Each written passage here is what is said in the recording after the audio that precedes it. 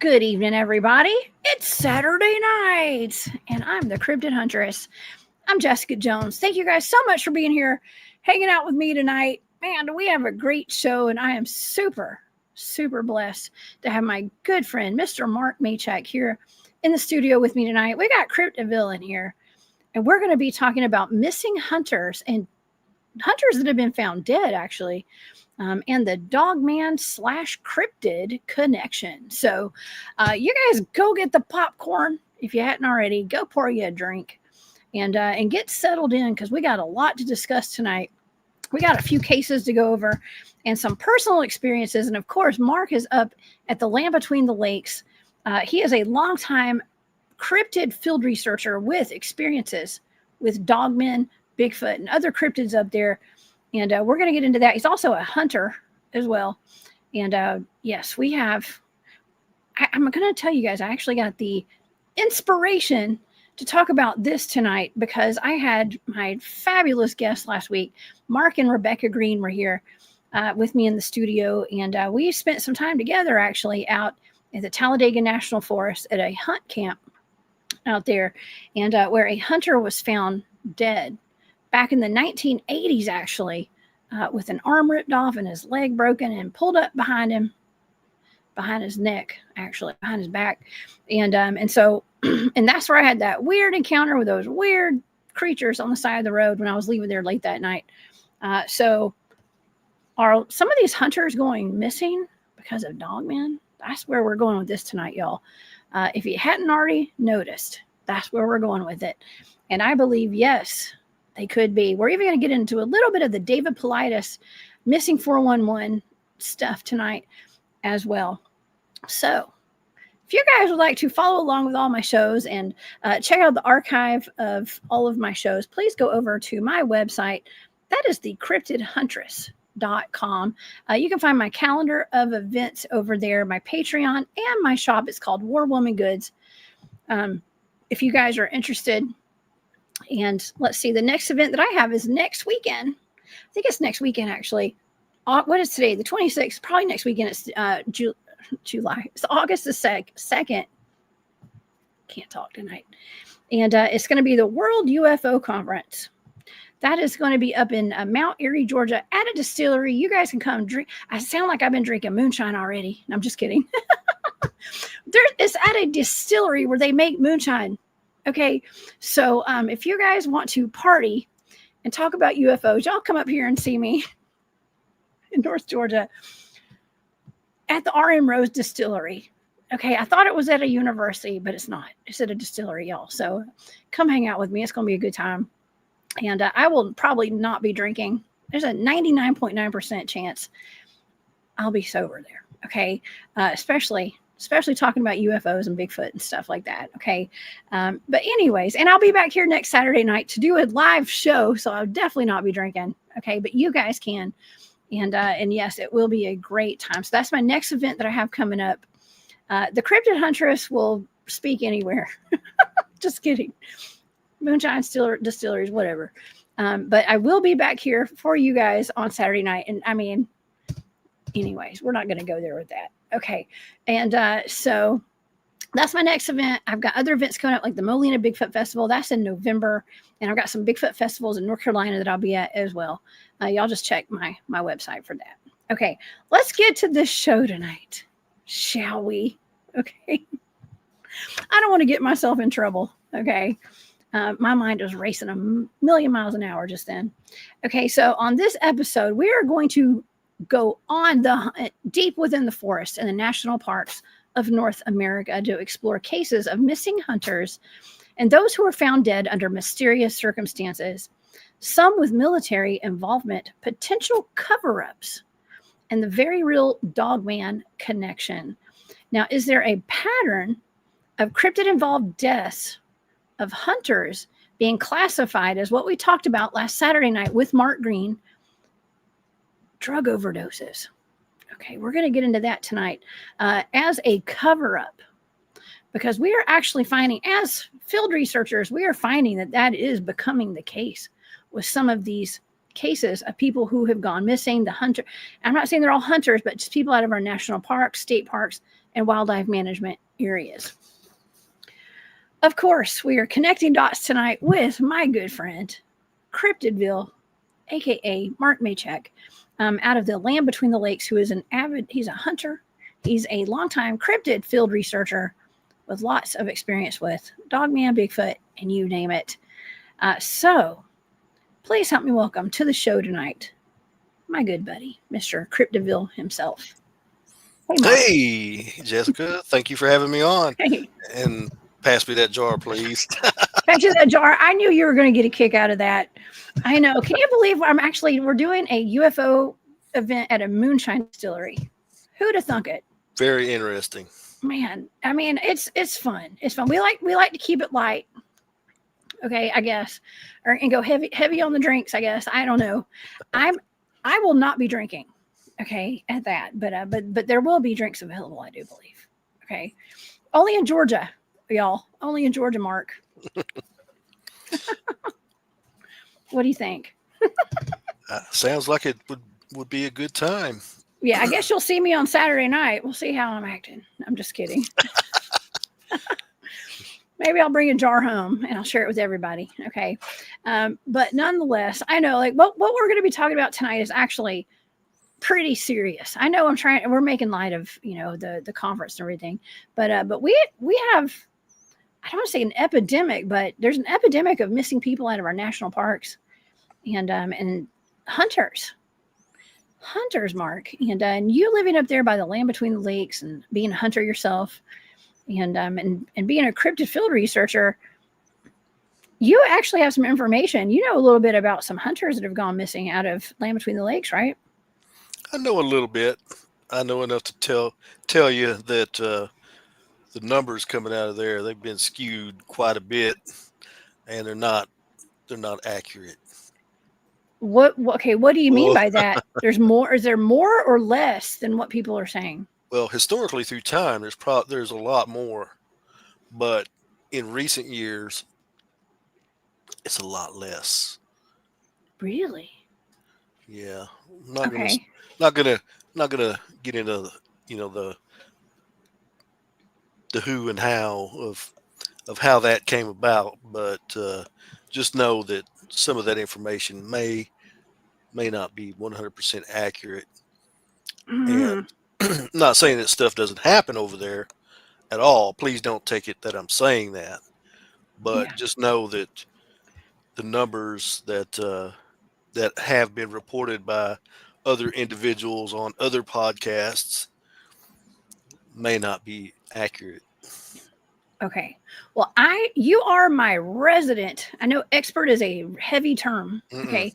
But you are, I know you don't like to be an expert, but I'm saying you're my expert. I consider you an expert on the Land Between the Lakes. Okay. Because you live there. You're my resident go-to. How about that? That'll my work. resident go-to. Okay. My resident go-to on that. And the Land Between the Lakes, for anyone who's not familiar with the Land Between the Lakes, it's federal land, correct? It is a national recreation area. Okay. So like a national park, kind of, is it the same or is it different? It's a little bit different in the respect of how the resources are managed and, what the park actually offers. It offers pretty much the same thing. It's 181,000 acres of an inland peninsula. Basically, you have two lakes, one on each side of it, and you have Lake Barkley on the east, and then you have Kentucky Lake on the west side of it. And Okay. pretty expansive area. I believe the last time I looked, and don't quote me on this, but I think there's around 460 to 80 cemeteries on that peninsula. Oh. So quite a lot of cemeteries. Oh man. Yeah. That's a lot. And that's interesting because so some of the accounts that I've taken out of kind of took notes on, I guess, for the show tonight, is I am an avid listener to Dogman Encounters with Vic Cundiff, who I consider a buddy of mine. Okay. Vic has been on my show a couple times, several times actually, and he has got some wonderful episodes that go back span years. Okay, and between him and people that he's interviewed and David Paulides, okay, who has come under attack the past couple of days. I saw a video somebody put out saying that he's a fraud and all this stuff. I don't believe that. I think he's done some wonderful research. Okay. And I talk about it in all of my presentations I give out to the general public. I think it's important what he does.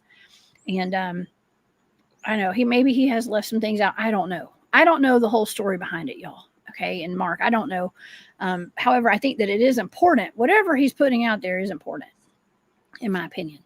But I've taken some accounts from him and his series, The Hunter or The Hunted, I think is what it's called, is like his book, or Hunters, the Missing 411 series, where people are just gone without a trace, and there's like anomalous circumstances leading up to their disappearances. But Hunters, okay, Hunters. So I have some of his accounts for tonight as well of hunters with, a lot of them are either older gentlemen, it's usually men, by the way, older gentlemen that have a lot of experience in the woods. All of these guys that have a lot of experience, I mean, but they just go without a trace, and it's like weird circumstances. Sometimes their bodies are found and sometimes they're not.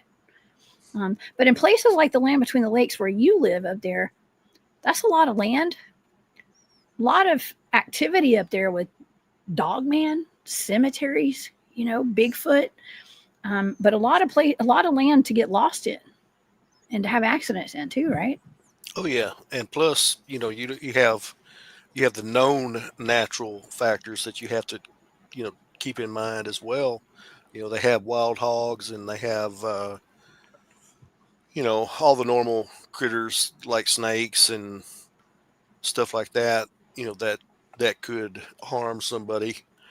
Yeah. And if you get, and a lot of people don't realize this, but if you get taken down by a wild hog and there's more than one around, they can attack you and hurt you bad, and they will probably try to eat you.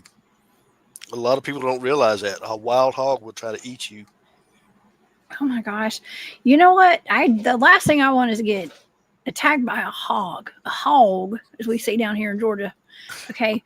We don't want a hogzilla coming after us and him and all of his friends eating us. I bet it'd probably be quick. I mean, they say that there's a place, what is that? Brown Springs up in Oklahoma, Texas, Oklahoma border. That's where some guys I know used to do some research and stuff. And they said there was like a hog pen up there where the mob used to take people to dump bodies up there. That's common. It's a common method of disposal. I guess so. I mean, I don't know. You sound like you speak from experience. I'm just kidding. No, I'm just kidding, Mark. I'm kidding. I don't even. That's a terrible way to go, though. I'm hoping that people are already deceased before they get fed to the hog. You know what I mean? That's a bad way. I've seen and experienced a lot in my time. Yeah. Oh yeah. It's a wild world, y'all, and we're living in it. I'm here for everything. Okay. But that is really wild, and wild hogs. Okay. But the land between the lakes is somewhere I haven't gone yet. I'd love to go up there maybe by the end of the year. I've got a couple of trips planned, so maybe that's included in my itinerary. I'm not sure. But William Nighthawk says that 554,000 people go missing every year in the United States. Okay, now I think that's a number where actually a lot of those are eventually found. Okay, but that's kind of the general number right there. People who were reported missing in the United States, and here's another one: 8 million people go missing each year around the world, and that's really sad. Especially when it comes to children. Okay, anyone. I could not imagine someone losing a loved one, like someone in my family going missing. I mean, that would. I want to say it's almost worse than death in a way, because you just never know what happened to your loved one. Couldn't imagine. Regretfully, I have experienced that as well, and it's not anything that's fun, and it's not anything that I ever hope to experience again. Well, I'm very sorry. That's very sad, and And so, okay, well, you are a hunter. Am I correct? Or am I just making that up? I remember you telling me you're a hunter, right? That is correct. Okay. I'm glad I wasn't wrong. Okay. And have you done hunting within the Land Between the Lakes recreation area? Actually, I do not hunt over there, and the reason why is because their system that they have in place, it's kind of a lottery draw, and you get a lot of people that are not from this area that end up going there to hunt, and it is very extremely dangerous. And I want to reiterate that during hunting season, when it's time to hunt deer with guns, it is extremely dangerous over there. Really? It can be. Well, I think it'd be dangerous just to go do Dogman and Bigfoot research out there because there's so many people. It's almost like David Pardue says out at UARI. It's like so many people. It's a magnet for researchers and people that want to go have a Dogman experience. And I would be a little on edge. I think a little more than normal going out to somewhere like the Land Between the Lakes because I know it's such a destination spot for researchers and people that want to have a Dogman experience. Yeah, it has become that, and you know, uh, the environment has changed. I'll just put it like that. Yeah. As far as the way that things were in the past, as opposed to now, there's um,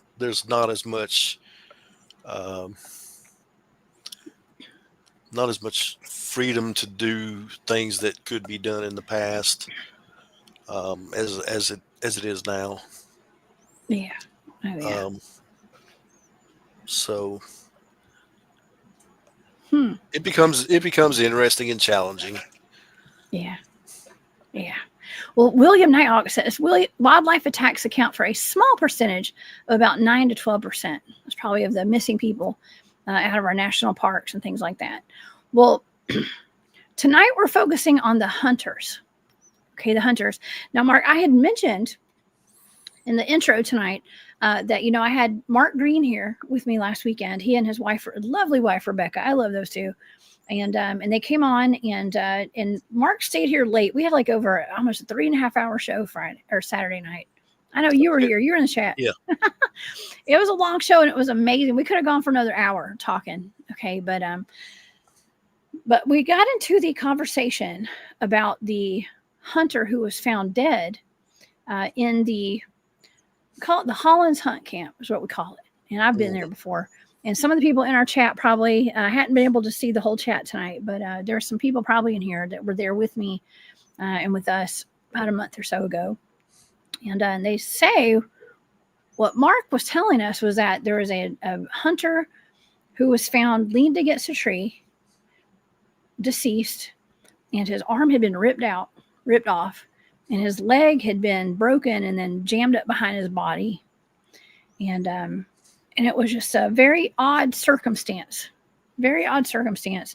They don't have a whole lot of bear sightings and stuff, but they do have them out there at the Talladega National Forest. There's bears out there. But I guess, like I've talked about this before when I was leaving there, when I was out there that night, I left around 12:30 and there were some weird creatures that I encountered on the side of the road. And to this day, I still don't know what I saw. But it kind of sounds like they could have been dogmen. There was something. It was something big. And it wasn't, but as the crow flies, probably about 2 or 3 miles from where their camp was out there where that man had been found dead. And and there's a lot of speculation, let's just say, that some of these hunters that have been found over the decades and the recent years, have been attacked by dogmen. And maybe there's even a cover up going on. And you being from the land, the area around the Land Between the Lakes, you know good and well about the stories that come out of there and the family that was allegedly attacked out there and unalived. And And I've got a whole list of hunters right here that we can go over a lot of these tonight, of hunters all over the country who it's suspected that a dogman attacked them. I don't know. It's definitely an interesting concept, but I always go back to the whole thing of, you have to, whether it's Dogman or Bigfoot, you have to look at the possible reasons for why something like that would happen. And I look back at um, an incident that I investigated over here in the LBL, and I'm reminded of the factors that come into play with that whole scenario, which there were people that were running around saying that the attack was the result of a dog man and this, that, and the other, without any validation, verification, or any other information that could substantiate that claim. And it was very interesting because of the whole scenario. Basically, the people that were doing all the talking, they were nowhere to be found when that event happened. Oh, And whenever yeah. I was investigating it and actually over there, these people were nowhere to be found or seen. So, they don't really have, in my opinion, if you weren't there and you don't have any valid, verifiable information that you can contribute to the conversation, um, then maybe it's time to sit back and listen. And one thing about that, when I was investigating that, um, I had I don't really want to call it an encounter, but I would say that it was an encounter slash sighting of a Bigfoot, a very large Bigfoot, in the middle of the day, within a mile of the area where that event took place. And the thing was about um, 250 to 300 yards away from me, and he was big enough that I could see him clearly. He looked like Grape Ape. A great babe. you know, Cartoon? yeah, Yeah. that's kind of how he looked. He was down on his haunches like this, and he was staring right at me Wow. across this, you know, this field. And the more that I thought about it, one, it was just totally bizarre that he'd let me look at him for an extended period of time. And I'm talking about 10, 15 minutes.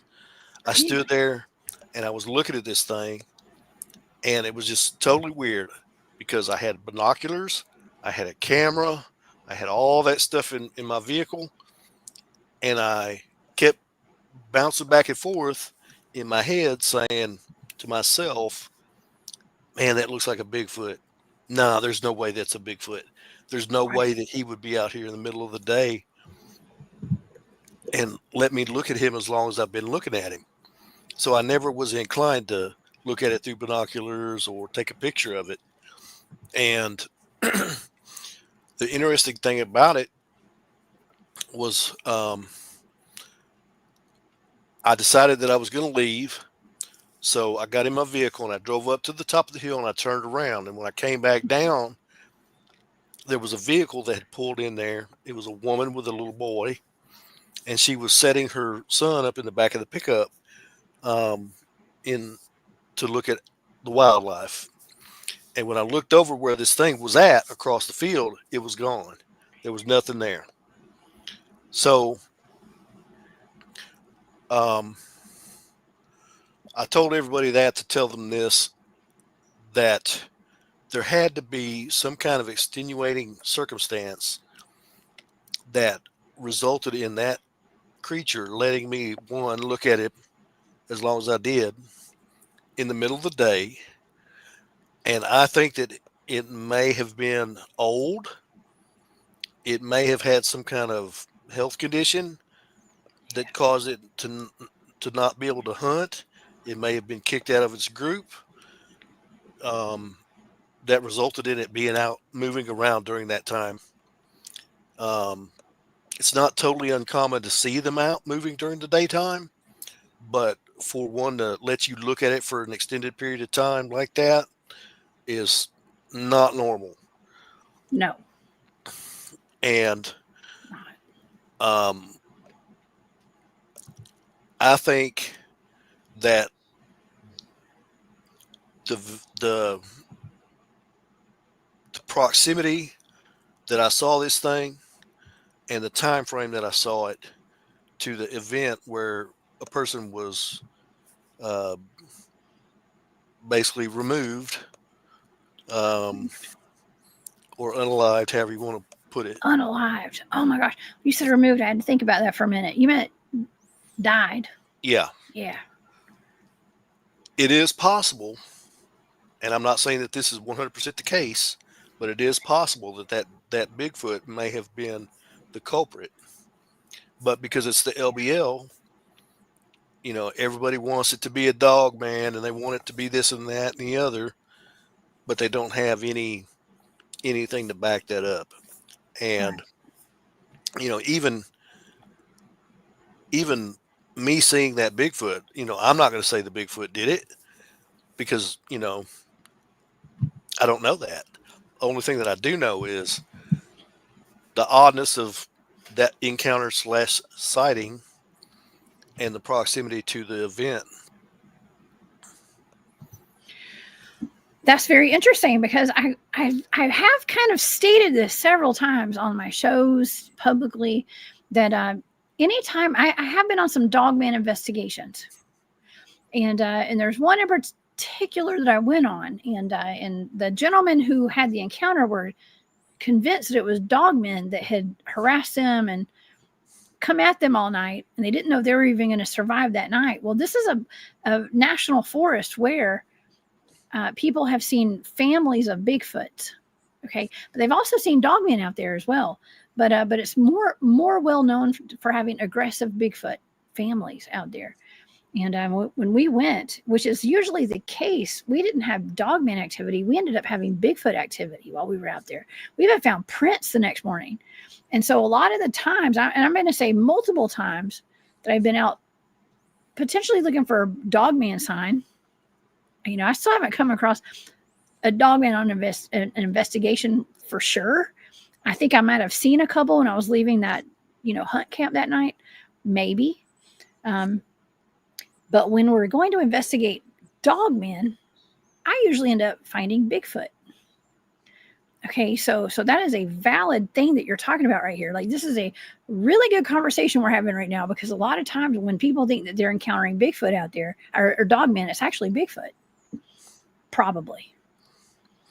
Well, and the thing that I look at it from a different perspective than a lot of people, and you know, I think it all goes back to the whole question of what these things could possibly be.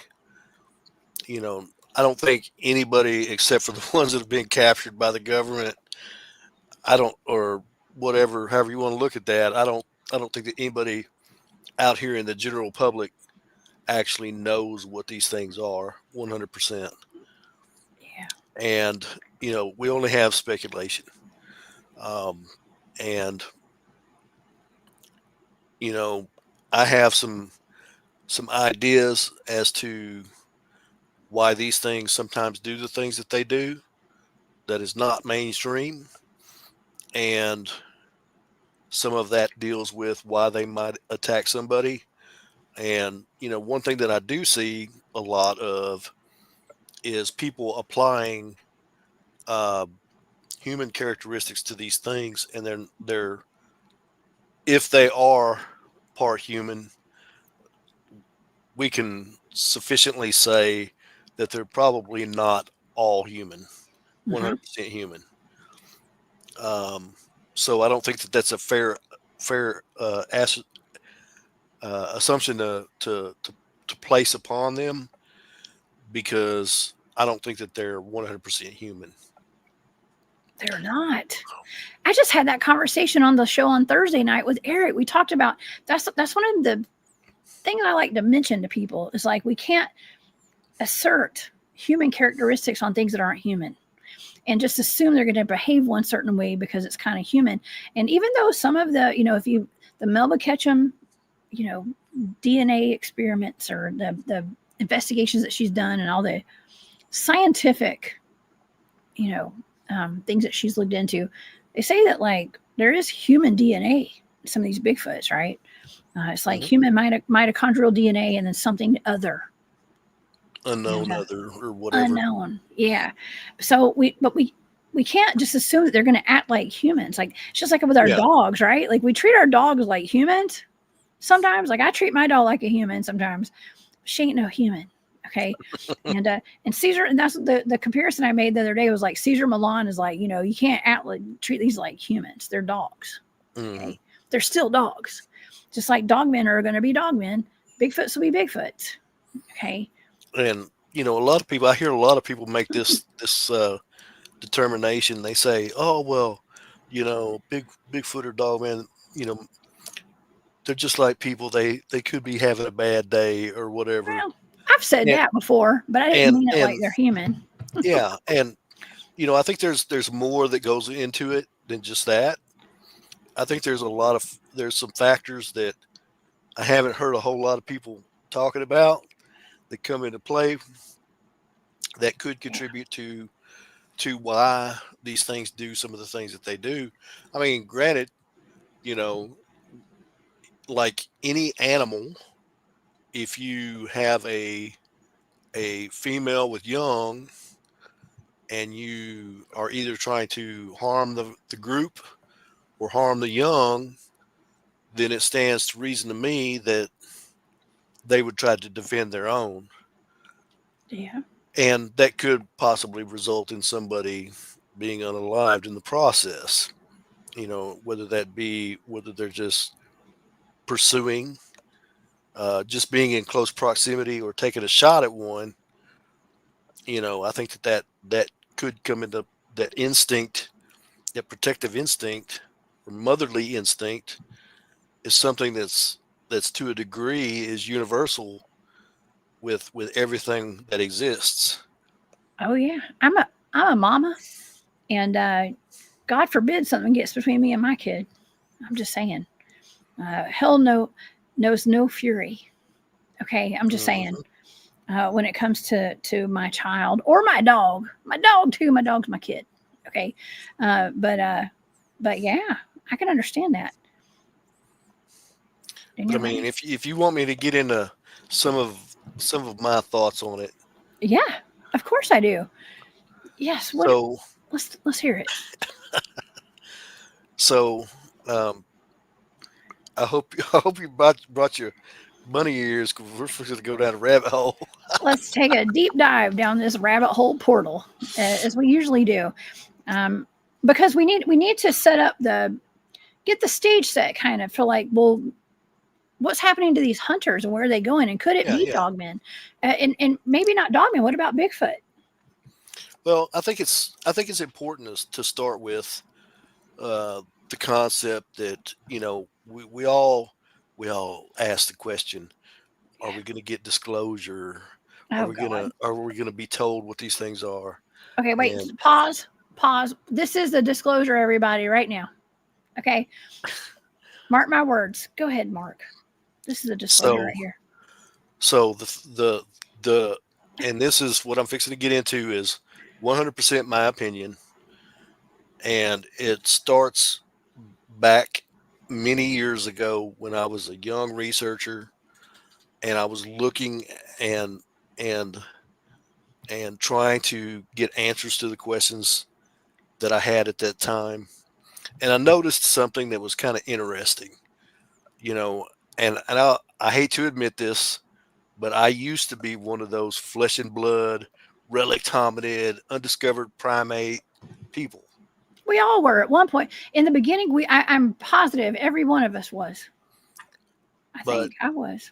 as time went on and I experienced more things and encountered more things, that opinion changed. So, you know, early on, I was able to ask the questions that a lot of people weren't asking. And the reason why was because I noticed that there was a disdain and or a leaning within the research community to where people did not want or like to entertain anything related to the biblical narrative. Hmm. And you get that in a lot of areas still to this day with some of the researchers out there. And I'll be the first to admit and say, I'm not trying to tell anybody what to think. You're entitled to your opinion, your beliefs, however you want to be. You know, the assumptions and ideas and possible theories that I have, they're not just something that I sat down yesterday and plugged into Chat GPT and came up with. This is Oh, you the went there with that one. That's funny. That's this is funny, the Mark. result of I'm just- years Right. and years of research that basically led me in the direction that I went with it. Amen, brother. So early on, I did entertain the whole Nephilim concept. Okay. And the interesting thing about that, the longer that time went on and the more research that I did, I leaned into a different viewpoint on that. And if you look at the biblical narrative, when it talks about the Nephilim in the Bible, it talks about when the fallen angels came down, they wanted to pollute or destroy the bloodlines of men. That Mhm. was their initial goal in doing what they did. But after the Nephilim were created, they decided that that wasn't enough. They wanted to go through and they wanted to pollute the bloodlines of every living creature on the planet. Those bastards. That's wow. And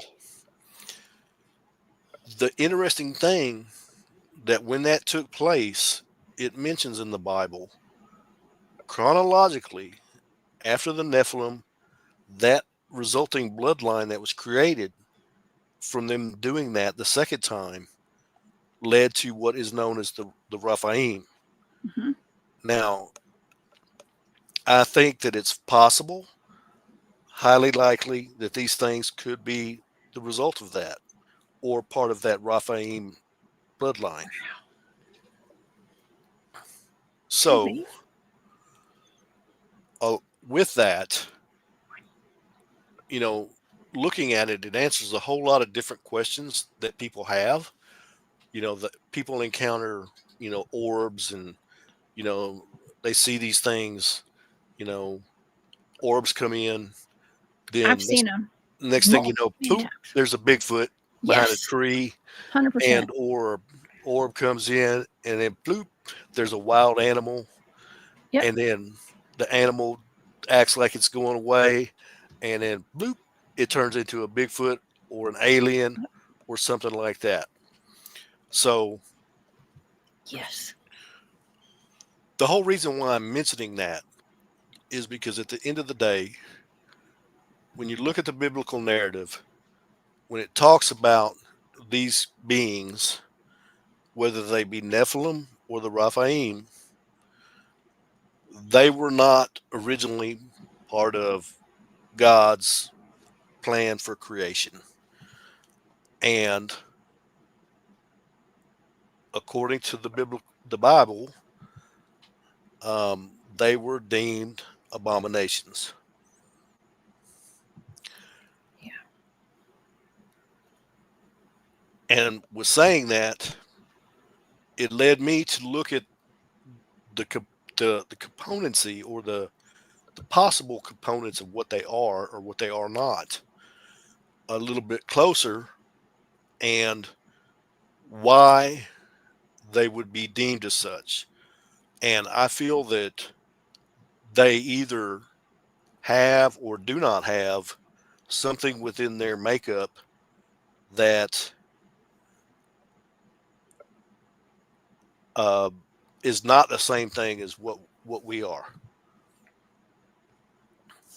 So, in a nutshell, that lack or addition of a component allows for them to be um,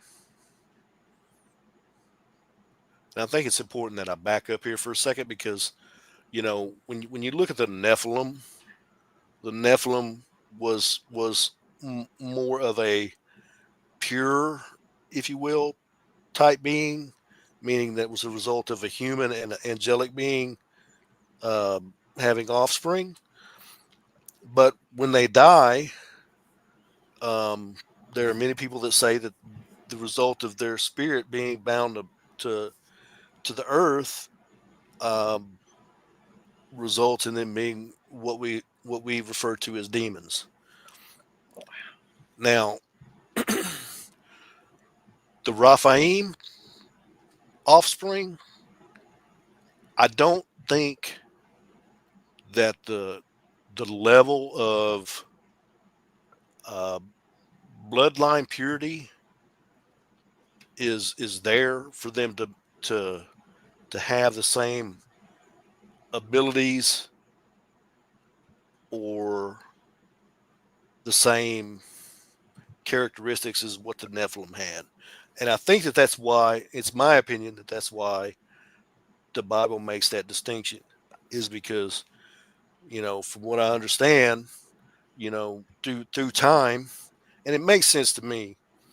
We hear these stories about, Bigfoot. What do? They kidnap children and women Yes. for the purposes of breeding and, you know, propagating their offspring or whatever. And you hear stories from native history where these beings have had, offspring with women.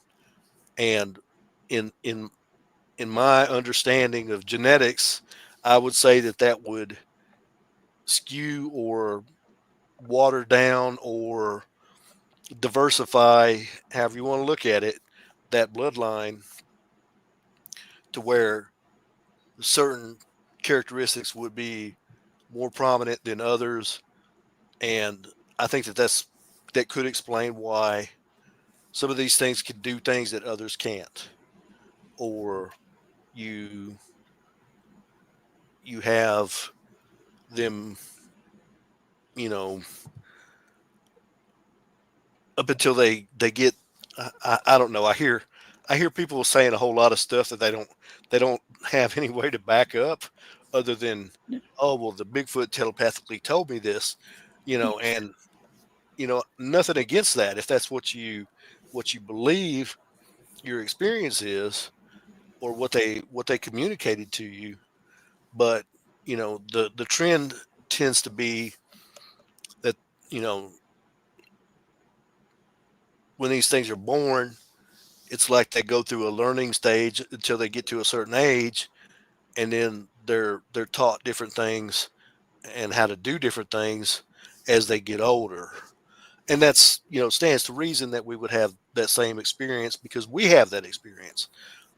As we grow up and go through life, we're exposed to different things, we're taught different things. So I told you all that to tell you this. So the whole the whole thing of um, these beings having or not having a component within them, I think that lack or presence of a component allows for them to be possessed by those, possibly possessed by those Nephilim spirits. And it's also possible that they may not have any control over it. You know, how many times have you heard where a person says, "Oh, well, I ran into a Bigfoot. I physically ran into it, and it just kind of huffed at me and turned around and walked off," or "I saw one crossing a trail, and it just looked at me and kept going. Yep. Didn't want anything to do with me." So I think it, Yeah. at the beginning of the day, I think it's safe to say that these beings, first and foremost, they didn't ask to be here, and they're just trying to live their lives and survive and do the things that their instinct tells them to do, which is eat, procreate, and live out their lives. Hmm. But when you have this whole Nephilim possession concept that comes in uh, to play, that's where things get very hairy, and it could be the what results in some of the disappearances or some of the you know things that happen to hunters uh, because they run into these things. Um, and another important thing to keep in the back of your mind too is this: these Nephilim spirits or demonic spirits. Um, I think that they can. It is my belief that they can see where a person is at in their life, and by saying that, I think that it's highly possible that they can see a person's intention, a person's, uh, whether they're living right or living wrong, Yes. if they riding dirty. Riding dirty. Yes. They're living that So high life, yeah, that fast life. Yeah. so I think that they can see that, and you know, I think that that may be a factor in because at the end of the day, if you look at demonic entities with their intention as it comes into play with their interactions with humans, first and foremost, they can't stand humans. They want to possess humans. They want humans to worship them, Really? and they want to cons- um, not misconstrue, or they want to pervert anything that they can about humans and human life because that's their objective. Wow. So um, I know I'm going all over the place, and I do apologize, but No, I'm trying to get a point you're right. across. So let's say you have a hunter out in the woods, and you have a Bigfoot out there, and that Bigfoot is out there minding his own business, doing his things, and you have this demonic spirit that's out there in the woods as well, and that demonic spirit sees that you're riding dirty.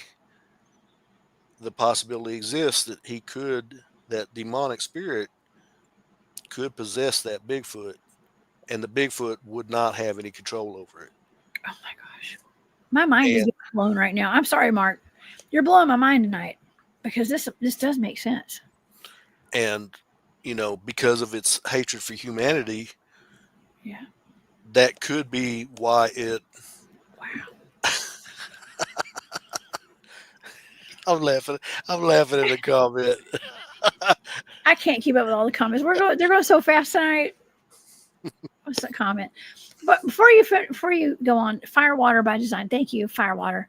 Happy Galactic New Year to you too. Thank you for that super sticker. I appreciate you so much. And I'm going to try to catch up with the comments now. We So, have a great chat, by the way, Mark. You know we've always got the oh best yeah, chat on the yeah, internet. oh Okay. yeah. It, Yeah.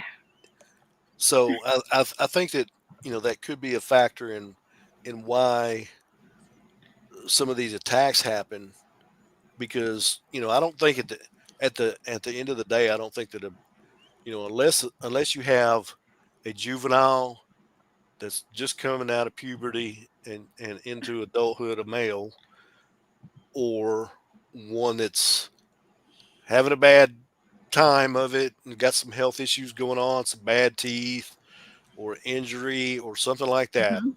I don't think that they're just hell bent on attacking a person. Wow. I don't buy that. Now, Dogman, on the other hand, that might be a little bit of a different story. Mhm. But Bigfoot, Yeah. Sasquatch, however, whatever you want to call it, I don't think that they're here just to cause harm to people, because you have too many instances where you hear of them being helpful to people. Yes, you do. I gotta just interject for just a second here because I've Sure. been thinking as I'm pondering. I'm always thinking. Okay, and we've always talked about the difference between like ancient beings that have always been here, like always been here on the earth, right? And then like clones, things that have been created, I guess, Hmm. or let's just call them clones, I guess, and experiments. I talk about that a lot here on my channel. I have people that come on the show often that are claim to be part of the secret space programs and say that they've actually seen dogmen coming out of UFOs and flying in spaceships with them and stuff. And you got to wonder, we know that there are human cloning facilities like cloning and stuff, and why would there not be cryptid cloning facilities? Everything is weaponized today, and if they're making clones of dogmen or any kind of being like a Bigfoot, even giants, whatever they are, I mean, what is inhabiting those bodies? Okay, like the meat suits. It's not like a human. And I think there's a lot of like human clones. I know people that claim to be clones, that they're living Yeah. in clone bodies right now, and they mean it when they tell me that. They're like, I'm serious, I'm a clone. you know Hmm. and these are people I've spent a lot of time with. But it's just there's a whole lot to talk about, and like so many. We went down the rabbit hole. We already dove down it tonight. But it's like, think about all the negative entities that can be put into clone bodies of like dogmen and stuff too. you know Well, the whole thing with that is, I mean, I, I know that the tendency of the populace is to view aliens and little green men as, beneficial benefactors or beneficials to our species, and Maybe. but you know hey, I just want to remind everybody, just because something does something beneficial, it doesn't mean that they are. I mean, that's Yeah. the brutal truth. I mean, how many times have you met somebody, Jessica, who has been all nice and friendly, and then um, later on you found out they were kicking in the butt. Oh, Mark, you don't put me on the spot because it happens way more than it should have ever happened. Yes, we both know. Yeah. Come on, man. So I mean, I know that that's a kind of a comical, kind Yeah, of example, but I mean, it's the reality of what it is. yeah, Something that's not good, is it going to come out and say, "Ha, ah, I'm going to get yeah. you"? No. No, it's going to say, "Hey, come on over here. Well, I've it's got always you." that's what I was just telling my son today. I was like, it's always the people closest to you that'll bite you the hardest. Hmm. Okay, and that's true. The devil's not going to show up looking like a devil. It's going to show up looking like a beautiful princess or a prince or something. Yes, that's how it is. But with that, I just think that it's important that we not lose sight of that, and I mean, we have instructions on how to deal with those things, but at the end of the day, it's up to us to decide whether or not we're going to use those instructions, and test those people and find Yeah, out what they're made of, and you know, proceed from there. But Yes. yeah, it's definitely interesting, and like I said, it in my opinion, it's highly possible that this could be some of the case as to why uh, some some people are attacked and unalived with seemingly no provocation. Um, Mhm. could be a possible explanation for some of that. It could be, and I know tonight we're really focusing on the hunters Hmm. who have either gone missing or been found dead under really weird circumstances. And like I said, Mark is actually in the chat tonight. Mark Green, hey Mark, so glad you're here tonight. And he was on the show with us last week, and we did discuss. And I got the inspiration for the show tonight over that what we discussed about that hunter that was found dead at the Holland Hunt Camp. Okay, and but nonetheless, these are hunters who are either the majority, and I want to say the majority of the research that I did on this, majority of the hunters were bow hunters with a bow and arrows, y'all. And then the other percentage were rifle hunters, okay, gun hunters. They had a gun. It was either a gun or a bow, basically, and that's about it, y'all. Okay, there's two, and but a lot of them are bow hunters, so they do have a weapon on them when they're out in the field. And we know, Mark, that you know cryptids are very territorial. Okay, Bigfoots are very territorial. I know that for sure from being a field researcher. And we know they're territorial. I'm sure that Dogman would be the same way. And so you go into their lair, you go into their territory, and you're taking out their food. They're going to get mad, I would think. And I've been told personally, like I remember I had someone that used to come on my show regularly who I didn't agree with everything he said, by the way. I'm not going to say who it is. I did not agree with him on a lot of stuff, but I enjoyed having him on the show occasionally. And he talked about how he would go out with his team, and they would put like coconut oil or something, some kind of oil on his guns, right? So the dogmen and the Bigfoots couldn't smell it, and that's cool. Shout out to everybody who does that. That's fine, but I don't do that. Okay. And I still have experiences with cryptids out there. Okay. And I do carry a pew pew on me. All right.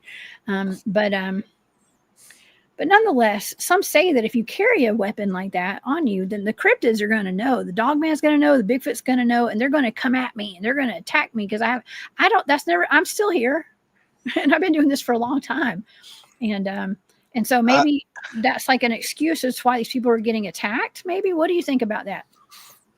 just being armed, I don't agree with that at all. And the Me reason why, neither. Thank you.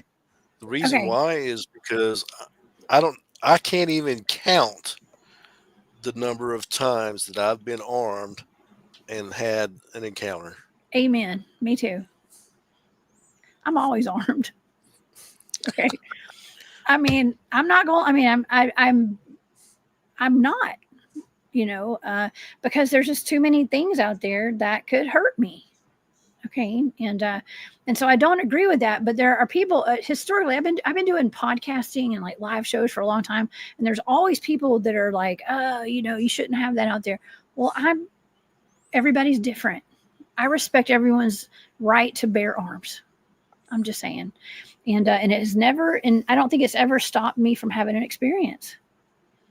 It never has me either. Okay, well, I'm glad that you're on the same boat. Okay. As a matter of fact, I remember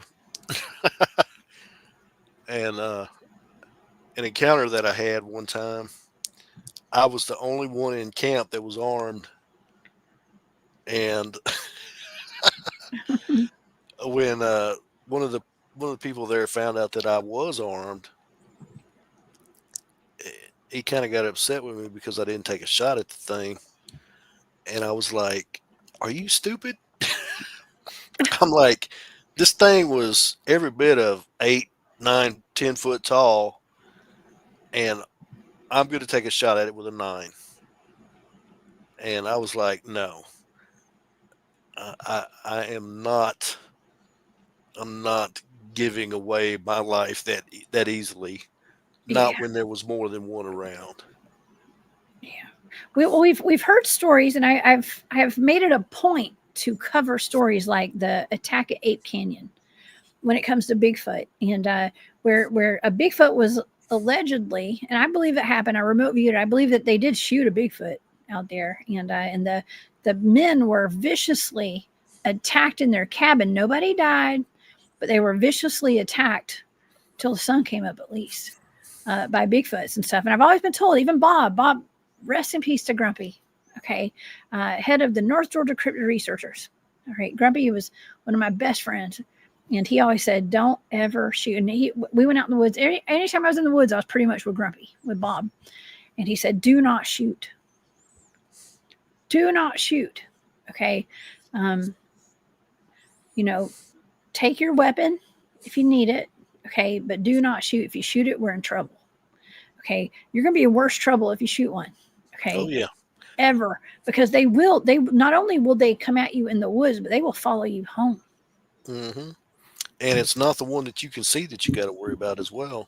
It's the ones that you can't see, because generally when you see one, they're not traveling alone. Never. That's right. That's right. Love, thank you for that. Speaking of traveling, she said, get out of Dodge money in a hurry.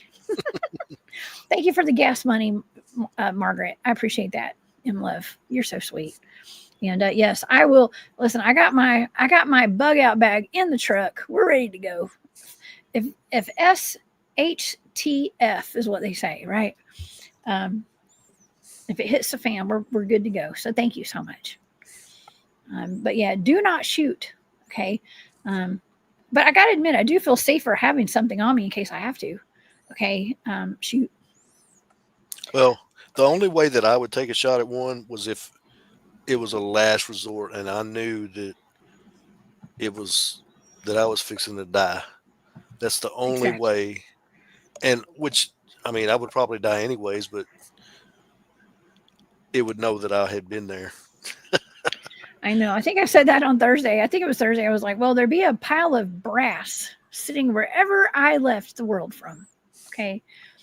If I'm missing, you guys will find you. There will be a mountain of brass right there, or at least a few. Okay. And I know that sounds terrible to the normal person listening to this, but when you do stuff that I do and you do, Mark, it's just, you gotta be prepared. Okay. Hey, I tell you what, a lot of people, they get involved in this and they think it's a game, It's not. and it's not.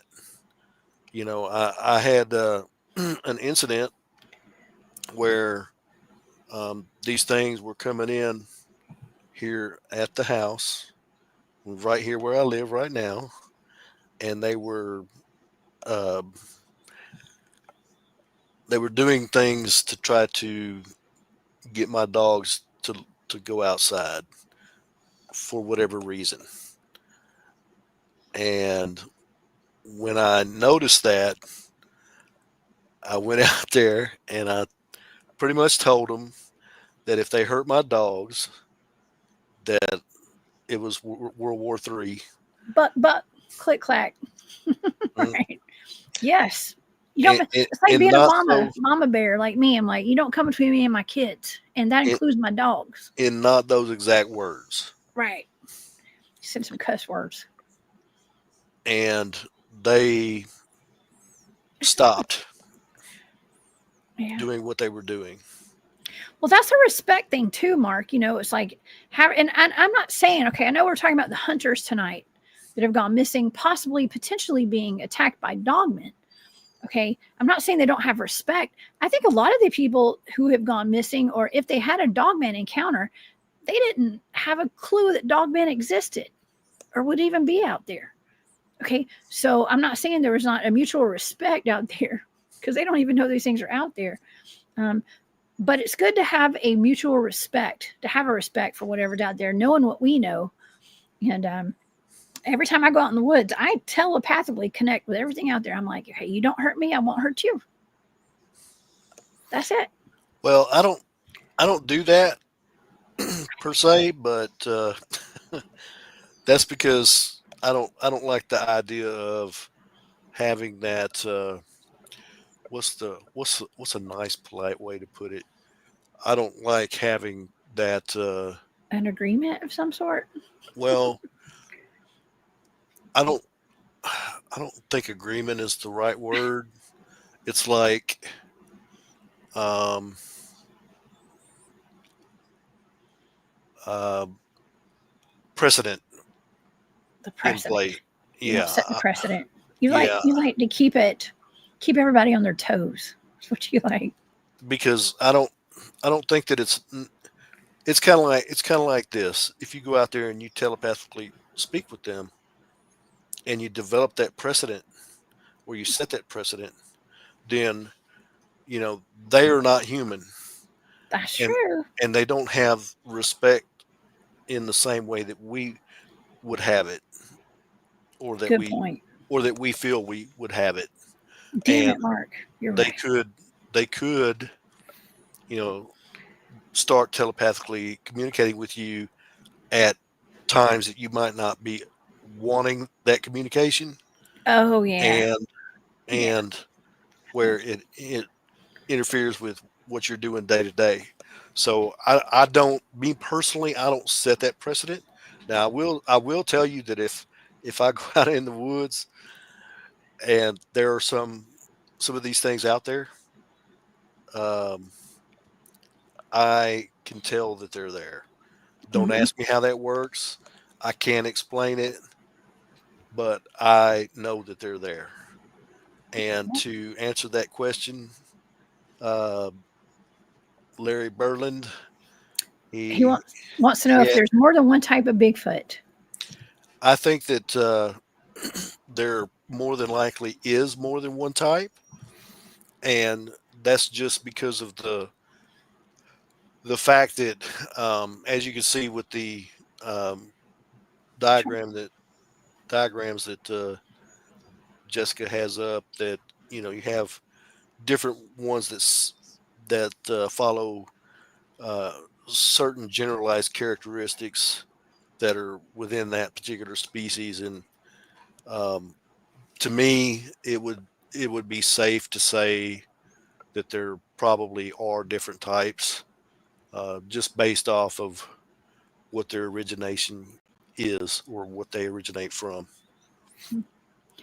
Yes, I was actually going to get into a couple of at least a couple of different types of Bigfoots tonight because I wanted to talk about that with these missing hunters and making the connection between some things that happen in the fog. Let's just say where some of these hunters are going missing, where fog is involved.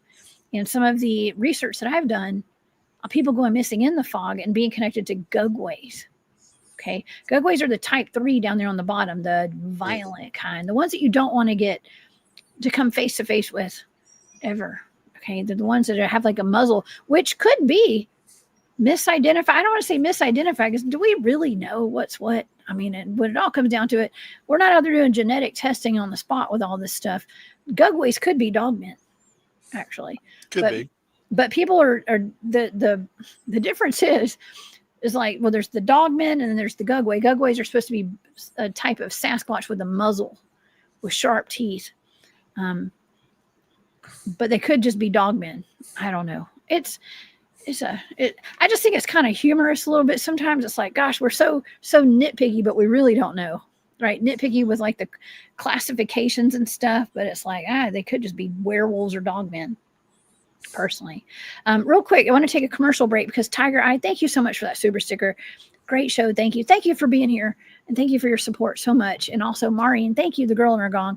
Gas money from Gus. Thank you, Gus. Give Gus a hug for me. My favorite furry moderator. I appreciate him and you. So thank you. I appreciate that. But yeah, there are different types of.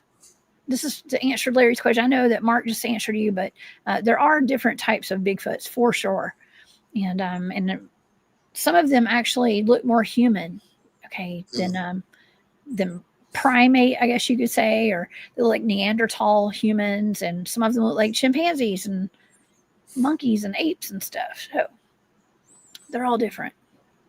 Yeah, they're all different. But what do you think about that, Mark? I think it's kind of funny sometimes how we get into like classifying everything, and like it's so direct. It's like, oh, well, this is a type 3 Sasquatch and a good. Well, what I saw leaving Alabama doesn't line up with anything on these charts at all. With the Dogman, you see this Dogman chart. The closest thing that I could tell you that it looked like would be like a variant 2, like a hyena, but it was all black. But it could have been, it was like a pit bull kind of. Okay, it was kind of like an African dog, panther, bear mix. It was weird. It was weird. So, I don't know. I think we need to think more outside the box. I know it's pretty outside the box, y'all. Mark, it's very outside the box to even understand that there's different types of dogmen, right? But then we take it a step further and be like, well, that's not all there is. There's more than that. Oh yeah, I've seen it. It's definitely makes for an interesting time when you encounter something that's not inside the box, and it's human nature to try to put things into a box. As far as, even if you have somebody that's outside the box and doesn't operate within the confines of a box, they even tend to do it themselves. It's just human nature. It is. Well, our brains are always trying to make sense of something by what we already know. Oh yeah. And that's where it all comes in. Our brains are trying to organize things and put them in little boxes. And that's why. And you see how nice and neat these little boxes are right here? These are nice, neat boxes. Okay. Oh yeah. Nice, neat boxes. But then we come into contact with things like this, like the bear man. And Pyromedic says the man bear pig. Yeah, stuff like this. It doesn't make any sense. Okay, and here we go. We got my famous Smokey the Bear zombie bear. Okay. And I did a show a long time ago, a while back. Barry Littleton had tasked me with a target of gugway in the fog at Yellowstone National Park. Okay, and this is a thing. I wanted to get into this a little bit tonight, Mark, because a lot of the cases that I came across, and that's between the David Paulides cases of hunters that have either gone missing and never found again, or hunters that were found dead. A lot of times they disappeared into the fog. They went into the fog and they were never seen again. And I have a case, and like I was going to say, there's a lot of cases out of Yellowstone where they claim that gugway, this is supposed to be like a gugway right here, or it looks like a giant baboon with a muzzle kind of. They say that people speculated that the gugway are hiding in the fog at places like Yellowstone National Park. And oops, well, that's supposed to be a Dogman or something right there. That's a cool picture. I don't even know where this came from, but that's a cool picture right there. Looks like a Dogman. Kind of looks like my dog Freya, actually, my German Shepherd. But the fog, I've had my own encounter with the fog, Mark, in North Georgia. Late one night, it was hands down, it's going to be in the top 3 to 5 scariest moments out in the woods. Was when some fog that looked very much like this actually started following us down the trail one night. And it was so alarming to my friend Tim and I. Tim has passed away since this happened.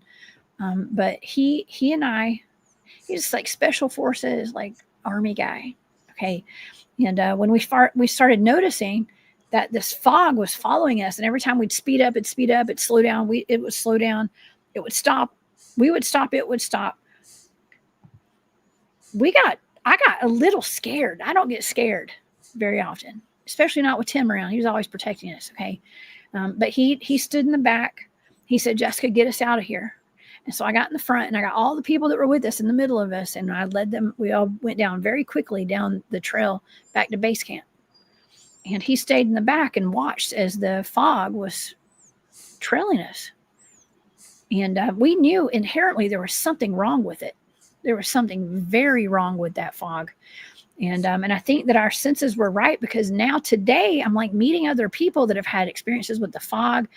And then I'm reading all these accounts, and I'm hearing accounts like when I was watching Dogman encounters, Vic Cundiff's channel, and this gentleman was on there. I think his name was Christopher, maybe like a government agent or something.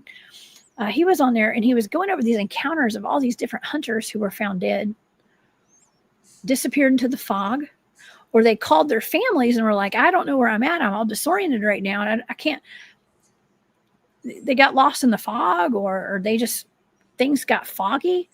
And then they were found dead a mile from their truck, or 100 feet from their truck. Wow. And it makes you wonder, like, what's going on in this fog? Is this some kind of weaponization of fog that's like humans are doing? Is it alien? Is it have its own consciousness? The way I've always described that fog was that it had a consciousness to it. I don't know. What do you think, Mark?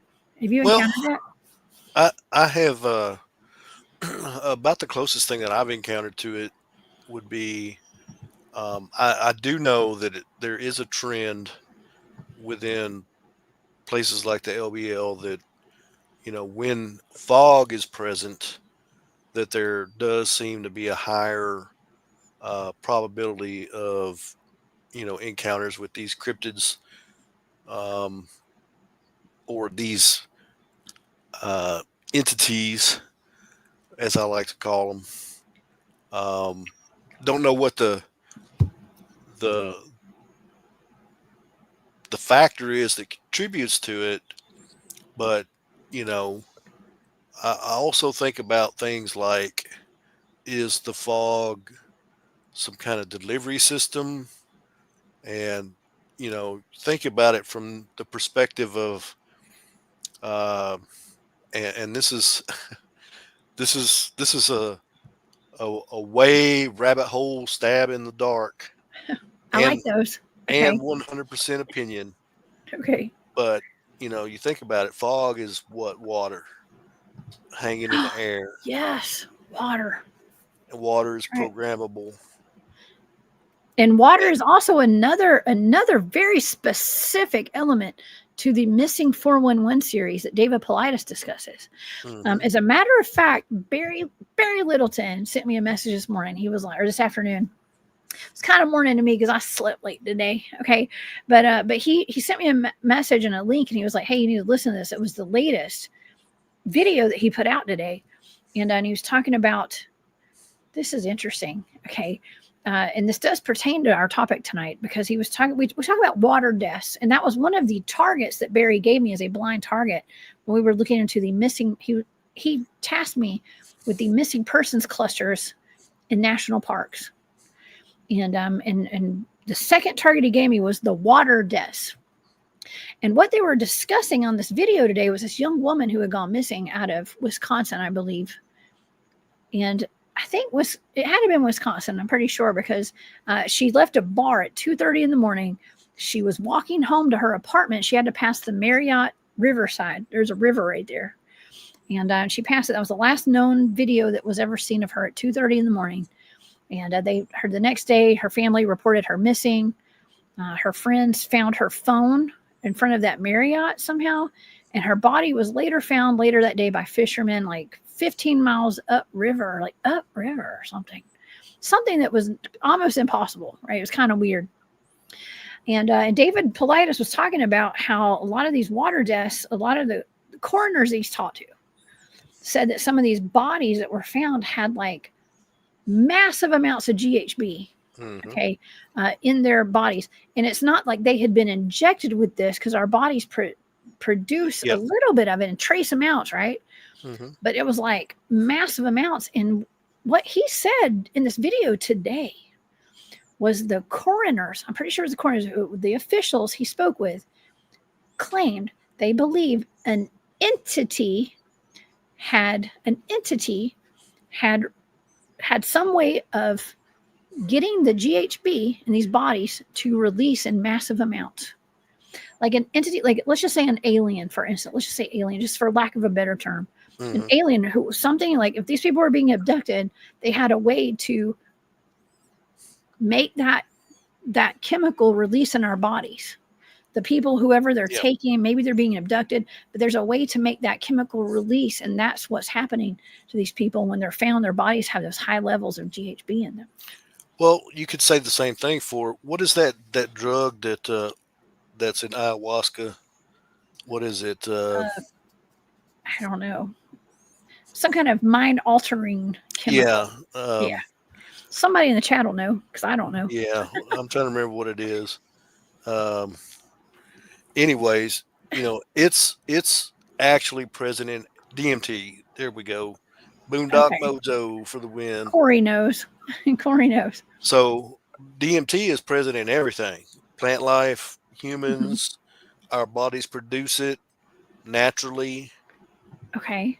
So, I mean, if it makes sense to me that would be a good possibility because they say, I don't know this to be a fact because my near death experience did not involve a bunch of uh, DMT release. So, but they say that when a person passes away, that part of their experience is the result of a massive release of DMT within their bloodstream. Okay. So it makes sense to me that if your body can release a massive amount on its own at death, that it could be prompted by some other means to release other things or what have you. So they could be onto something. It's definitely interesting. Well, it is, and so this does pertain 100% to these missing hunters as well. If David Paulides is you know, highlighting them in an entire book, and we got the water deaths, and they're different from the water deaths for the most part. Okay, they're hunters that have gone missing versus the water deaths. But when you bring the fog aspect into them, where probably at least half of these, a lot of them have fog elements. Where they go missing in the fog, and actually, when I was listening to the Dogman Encounter show with Vic. Shout out to Vic Cundiff, by the way. And I was listening. This is an older episode. It's at least 3 years old. I don't remember the number of the episode it was, but there were several accounts where hunters had gone missing in the fog. As a matter of fact, let's see if I got one right here. I think the last one that I actually kind of transcribed some of what I heard about some of these, and there was one guy. Is this the one where he was? Yes, the cigarette one. Here it is right here. I try, I listen to stuff. I'm always taking notes on stuff because, like, I'm always connecting dots, Mark. I always connect dots. And when I hear something that resonates, I take a note. I take notes. I write it down. I type it. I grab my computer and I start typing. And I'm like, okay, we're going to connect this to something because I already know it. This is a connection. So a guy named Jerome Childress, 31. This is out of Dogman Encounters, and a man named Christopher, I think was his name, was on his show, Agent Christopher. And 31 years old, he was missing from a state forest in Oregon, hunting with his best friend and his best friend's son. There was heavy fog. When the fog became really thick, the son got scared. The little boy, I guess he was a little boy, I'm going to say, because I don't think these guys are probably 30s, I think 30 years old or so. And so the little boy got scared. So the dad stayed back with him. And then Jerome, or Jeremy is what they called him, he decided to go forward, to keep moving and to go forward. They were hunting, and he was like, oh, I'm cool. I know I'll find my way. And he had a cigarette. They said he had his cigarettes. They made sure to say he had his cigarettes. And so he passed them. He went ahead with the cigarettes. The fog cleared, and the dad and his son went ahead, and they couldn't find Jeremy anywhere. They said there were no cigarette butts, no rifle. His rifle was not around or nothing. The man was never found. Never. Not a trace, not his rifle, not a cigarette. There were no cigarette butts or nothing out there. And that was just one of the many stories that I've listened to, I've heard, I have read, where people have gone missing in the fog. I mean, I have several right here we could read right now. But it just makes you wonder, especially doing like shows and covering like the Gugway and the fog at Yellowstone and stuff. I mean, fog. But here's another thing too. Like, fog is common. And I'm sure, Mark, plenty of people go missing because of the fog, because they get disoriented, right? I mean, it could just be that. Definitely. But this man's body was never found. No cigarette butts, no nothing. I also know for a fact that my team, my personal team, I can speak personally, we have documented an actual portal called in the meadow and sent people in it, and they disappeared. Their heat signatures disappeared. We have it on video. So I also know that places like this is a national park. Places like national parks, they do have things like portals people can walk into, and they don't even know they're walking into it. And they can disappear forever if they're not conscious of the energy shifts. And they don't walk right back out of it. They may be gone forever. Right? Could be. Yeah. And another thing to keep in mind as well is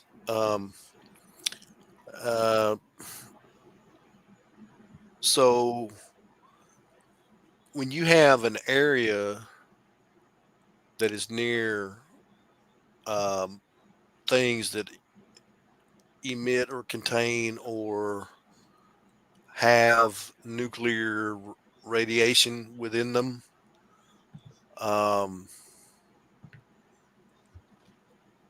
at some point you have to ask, when does the space-time of that area become fragmented? And when does it create fissures or openings or portals and allow things to pass through, coming and going? And or the frequency of dark magic in an area, does that have an effect because of the increase in weakness in the space-time of an area? Yes, I think so. And how does that play into it all? So, and then you couple that with the fact, and this was kind of the direction I was heading with my earlier statement, when we were talking about the fog, fog being primarily water vapor. We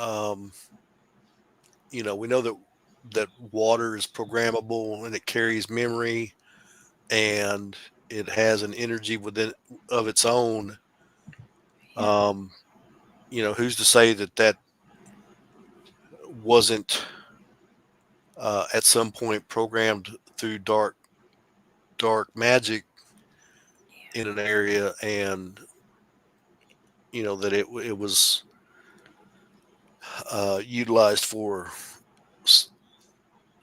the purpose of following somebody or what have you. Oh, that, you know what? And I'm so glad you're bringing that up because it's so dark and terrible. And that's not why I'm glad you're bringing it up. I'm just saying it makes a lot of sense. And we do need to bring that into this conversation because places like the Land Between the Lakes, I know we had William Nighthawk was in the chat, and he has told me plenty of times, he is a Lakota medicine man, and has told me that when I've inquired as to like, why are there so many cryptids around Indian burial mounds and even cemeteries, Land Between the Lakes has how many, 300 cemeteries out there or something like that?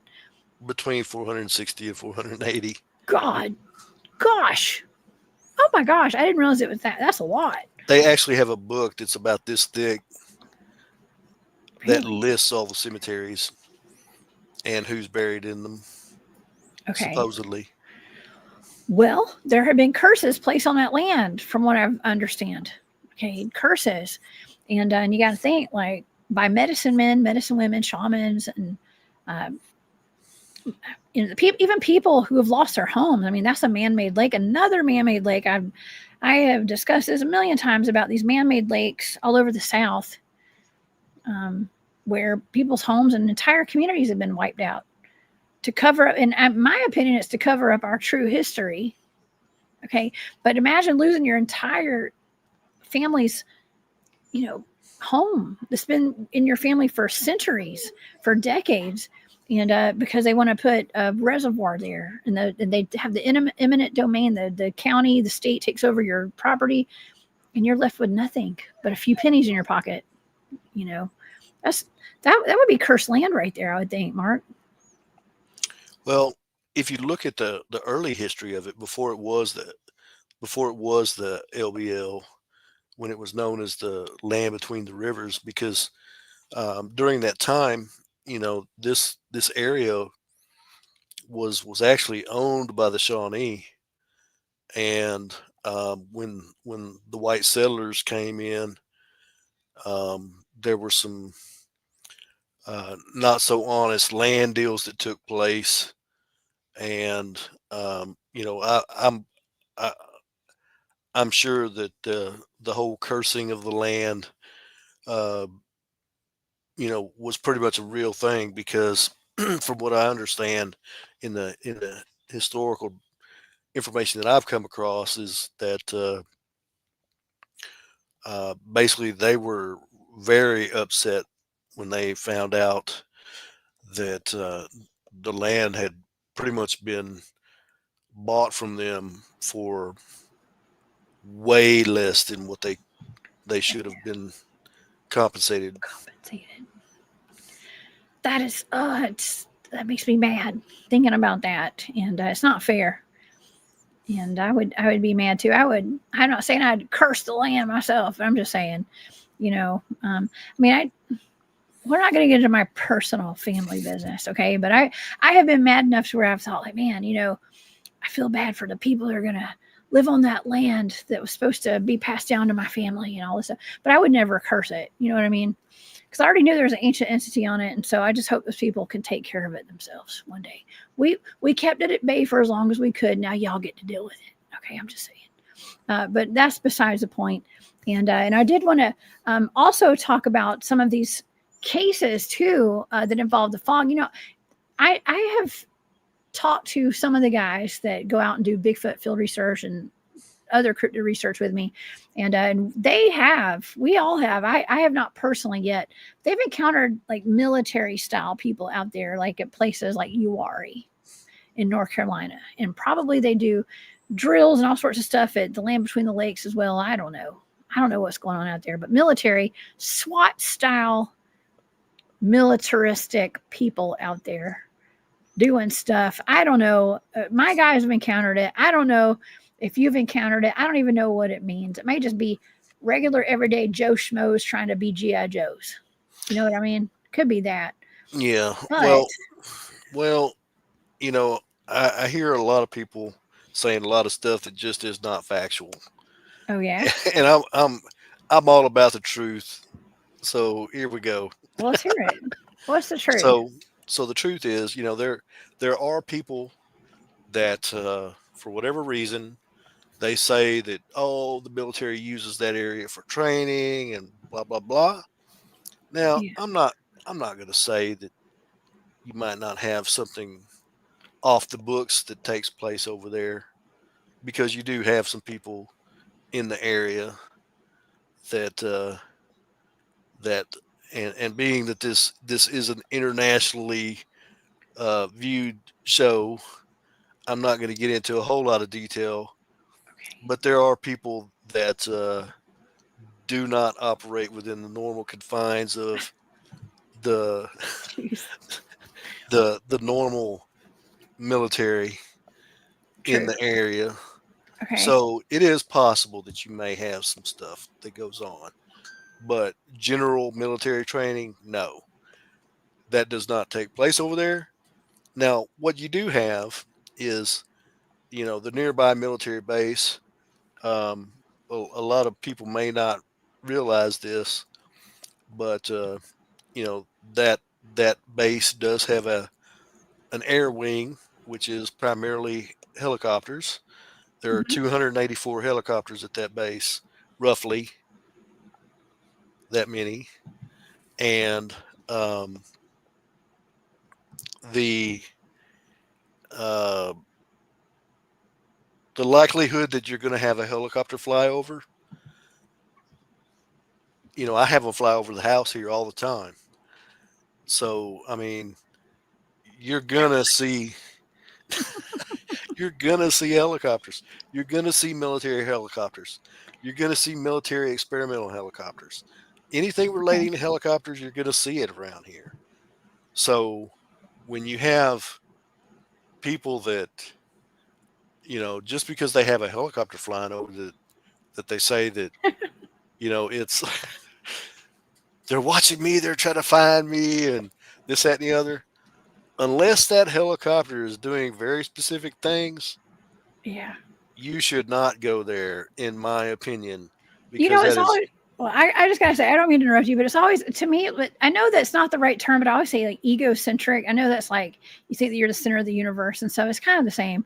It's like, it's terrible. I shouldn't say this, but it's like, we all want to say when we're out there, doing our research, it's like, oh, there's a helicopter, they're watching us, but that's, to me, that's kind of paranoia. And it's like, why would they care what we're doing? But then again, at the same time, they do care. There are people who do care what we're doing out there. oh When they're yeah, doing the yeah, real research, yeah. they do care. There are people that do watch us. I'll be the first to Yeah. admit that, I have had real experiences with these people, whoever they may be, Yeah. whether they be in a helicopter Hey. or whether Okay. they be in a white Suburban or a blacked out van or whatever. I have had experiences with these people. They're always watching me. But once Yes. again, once again, unless they're doing very specific things, it is very irresponsible and shows your level of crazy to everybody when you Yeah. go on and you publicly talk about they're after me or they're watching us and this, that, and the other. I mean, don't get me wrong. I'll be the first to admit that this stuff is real because I've experienced it. I've experienced it too. I have. And Smooth Criminal Triple OG, thank you for that super sticker. And it's good to see you back here. It is. It's been a minute. Thank you for being here tonight.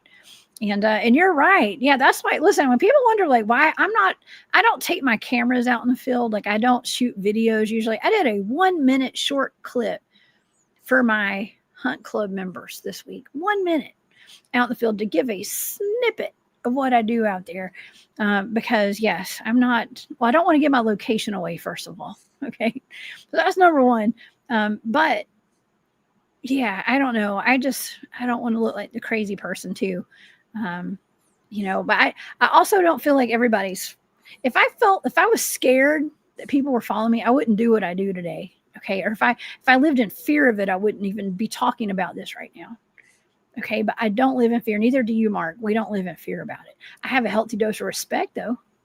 That's for sure. Oh yeah. And Well, you got to. there's a difference between awareness and fear. Exactly. That's right. Okay. Let's go back. Okay. Speaking of awareness and fear or not having fear, I wanted to talk about a couple of these cases with the fog again. Let's go back to the hunters. Okay. Sure.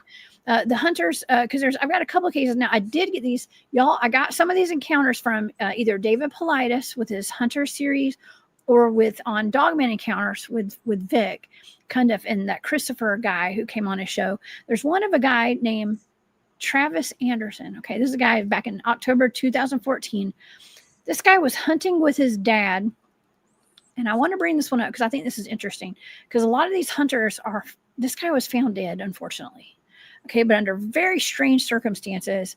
And we're not saying this was a dogman, but there was fog involved. And I wanted to bring the military aspect into this. Since we're talking, and I did ask you about the military, so I was kind of bringing that up to kind of set up what I was about to bridge into, if you get what I'm saying. Mm-hmm. Because I wanted to talk about the military aspect to a lot of these hunters who have gone missing out in the national forest. And a lot of them were found dead. A lot of them, some of them were torn apart. Their limbs were torn apart, and there was no explanation as to what happened to them. Okay, so this gentleman was hunting with his dad. He and his dad had walkie-talkies, according to this account that I heard on Dogman Encounters with Vic Cundiff, y'all. Okay, he's talking about how they had walkie-talkies. The son decided to stay at the camp. He was going to go back to a camp or stay at a camp because his feet had blisters so bad he couldn't walk anymore. So something happened to where his dad could not find his son, and the son disappeared off the face of the earth. But you got to remember, that's a very important aspect, is like the son said he couldn't walk because he radioed to his dad and said, my feet are so blistered I can't walk, Dad. And so I'm just going to stay here at camp. I'm going to go to camp. I'm going to sit here. I'm not going to go anywhere. Well, he completely disappeared. When he was reported missing, immediately the National Guard showed up. So the National Guard was called in immediately. The same day, there were helicopters or aviation search teams and things like that. They did find his body. They found him about a mile away. They said that they found his hat about a mile away. They found his body about a mile away from camp. And he told his dad he was going to go stay near a waterfall or something. But here's the thing. Okay, so he was found a mile away. This is the same guy who said he could not walk anymore, Mark. Couldn't walk anymore. This is almost like, this lines up with like the Missing 411 series. I'm not going to say this was like had anything to do with the Dogman. Okay, this is one of those cases where there's something off about it. Okay, like something took this man out of where he was. There's no way he could have walked a mile with these blisters on his feet. He was already telling his dad, I can't walk. He couldn't put his shoes on. And yet his body was found a mile away from where he was supposed to be and stuff. So, this brings into the conversation also about these missing hunters. It brings into the conversation about not only the fog, because there was fog involved. Fog was a big element of this. And also, he was disoriented as well. The electorate, they were saying, the military involvement was a big one. In a lot of these cases that I've been reading up on, when you report somebody missing, even in a national park, military does not always show up all of a sudden.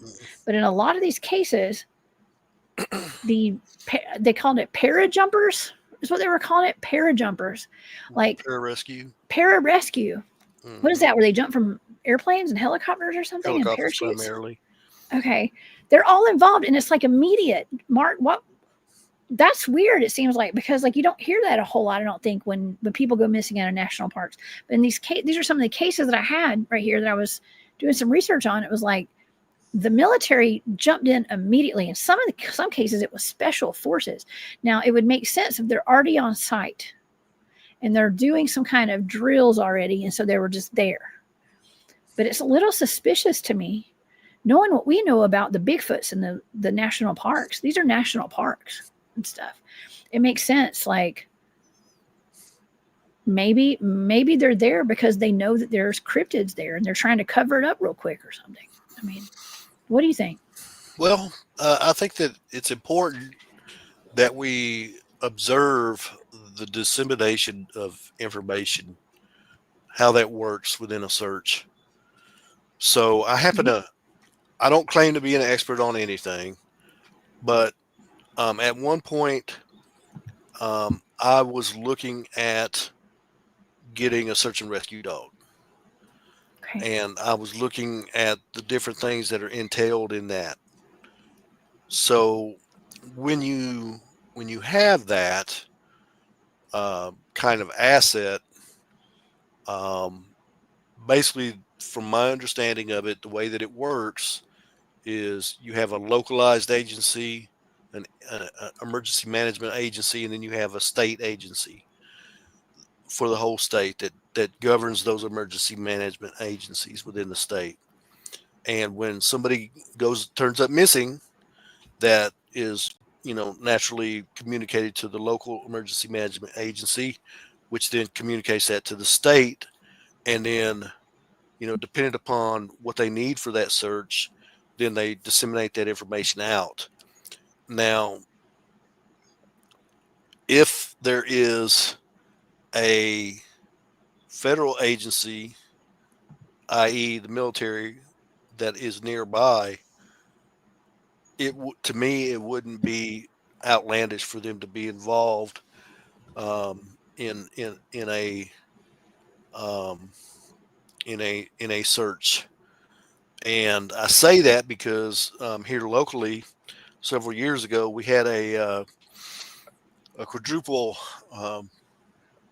homicide that took place, and basically the local military base sent over some guys from their forensics team, and they were utilized in gathering that evidence within that scene, along with many other state and county agencies. So, I think it's whatever's available. If they have it available, I think that they will supply that in that time of need. And I don't think that it's necessarily um,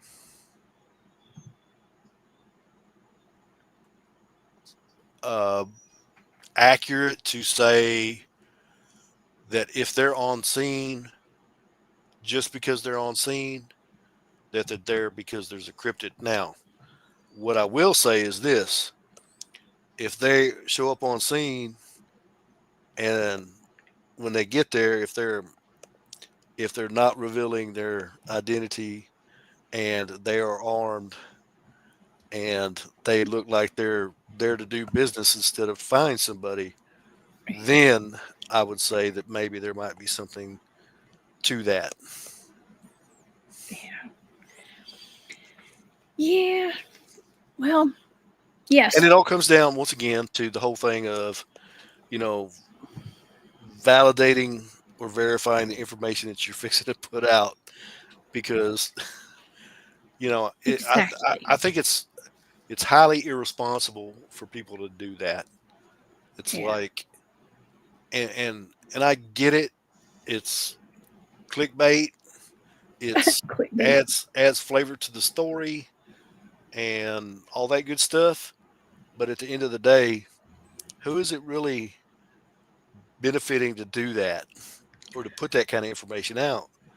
Well, can I just interject for a second? Sure. Because what I've noticed, I know what you're talking about.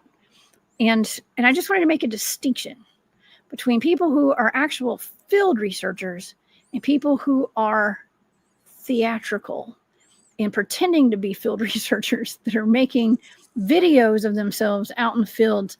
There's a huge difference. Huge difference. And those of us who are actual field researchers are not usually carrying video cameras around recording ourselves. Okay, so there's that.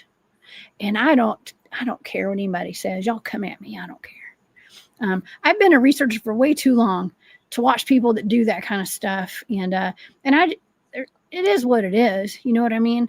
But it's easy to see who's who because of who does what.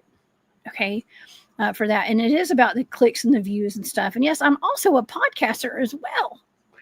Okay, and but I didn't want to be a podcaster at first. I never even knew what podcasting was, y'all.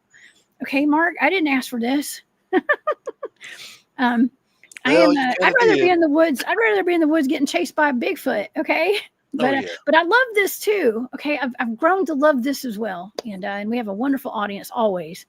Okay, and I love sharing it. But I feel like it's necessary for people like you and I to come out here and talk about these things because you and I are the boots on the ground people who are not here just for the clicks and the likes and the clickbait. Okay, and if people want to get the real disclosure of cryptids and what's going on in places like the LBL, listen to people like Mark, y'all. Okay, that's why I love bringing Mark on the show. So thank you for being here. Well, you're welcome. But I'm like this, and this is the arena that I operate in. I mentioned this before the show. I could sit here and talk about Bigfoot all day long, and I could talk about Dogman and what I've seen and describe my experiences and this, that, and the other. And people could walk away from that and say, "Oh, well, he's just full of it," or "I believe him," and this, that, and the other, or whatever. But at the end of the day, I am not in the business of trying to convince anybody of anything. If you want to be convinced, the only thing that's really going to convince you is for you to go out there and experience it yourself. And that's the premise that I operated on for many years, many years, and still do to a degree. Yeah. Oh yeah. Mark.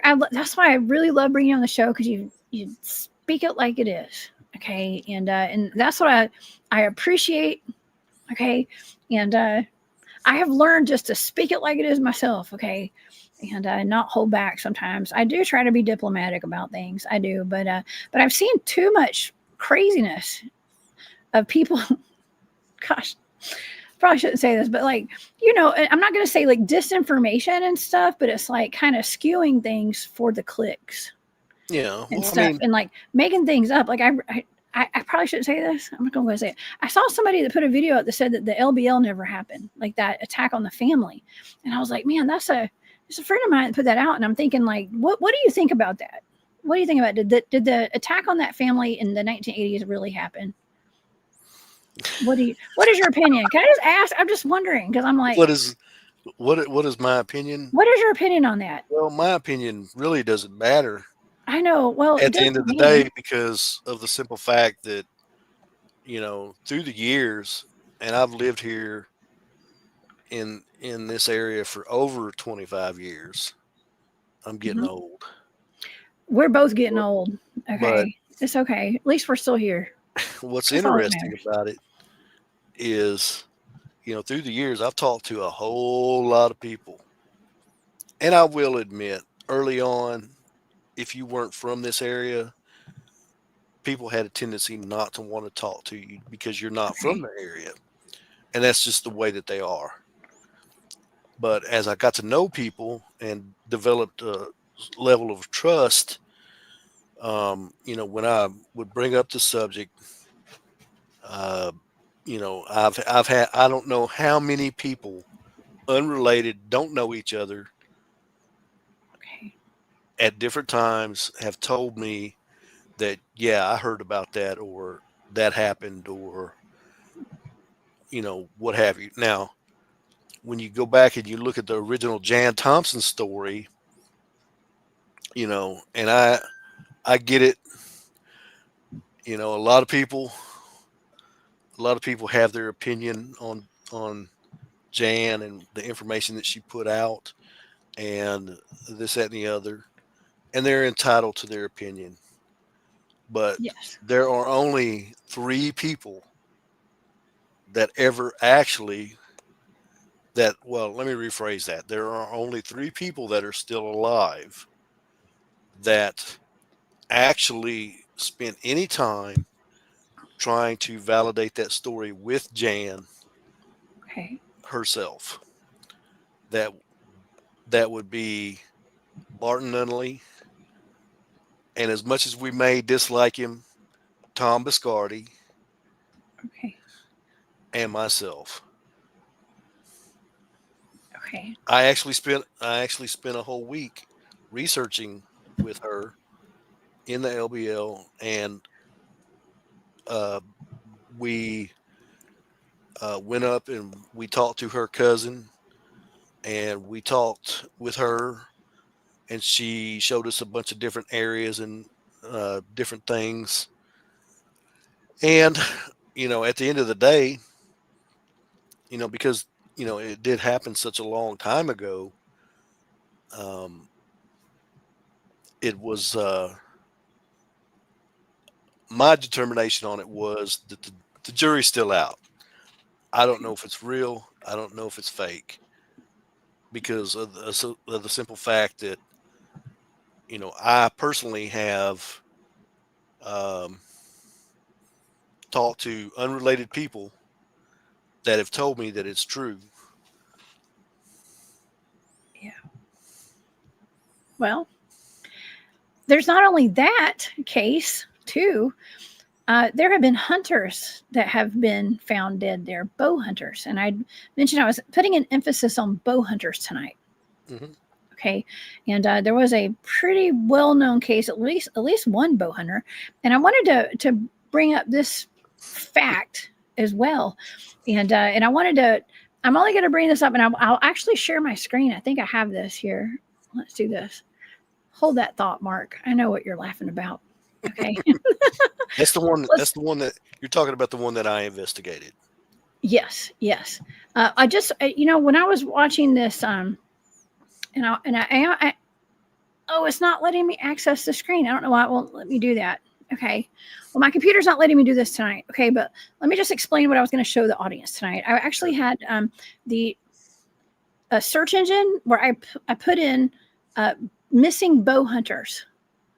Okay, just missing bow hunters in North America is what I put in, and it is outrageous, y'all. There are so many. I was actually going to scroll through and show everybody. Okay, and so if you just type in your search engine missing bow hunters, and it includes bodies found, it includes deaths, and just people who have never been found.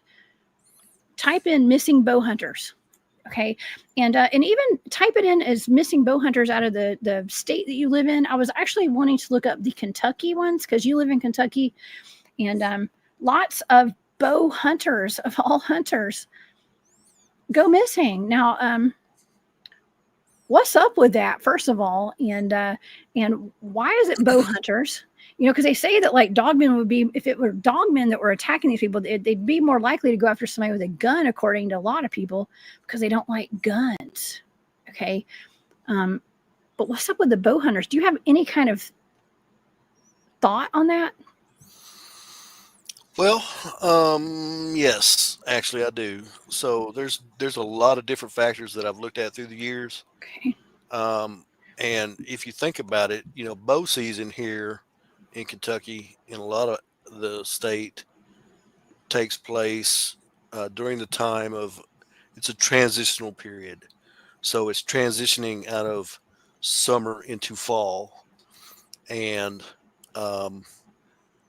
in that transitioning period, you have, you know, the die off of vegetation, the scarcity of different, you know, fruits and berries and things like that that come into play. Animals tend to make themselves a little less available because they know that, you know, just not having the cover to hide in is going to be uh, a factor that contributes to their demise if they get caught in the open. You know, just different things that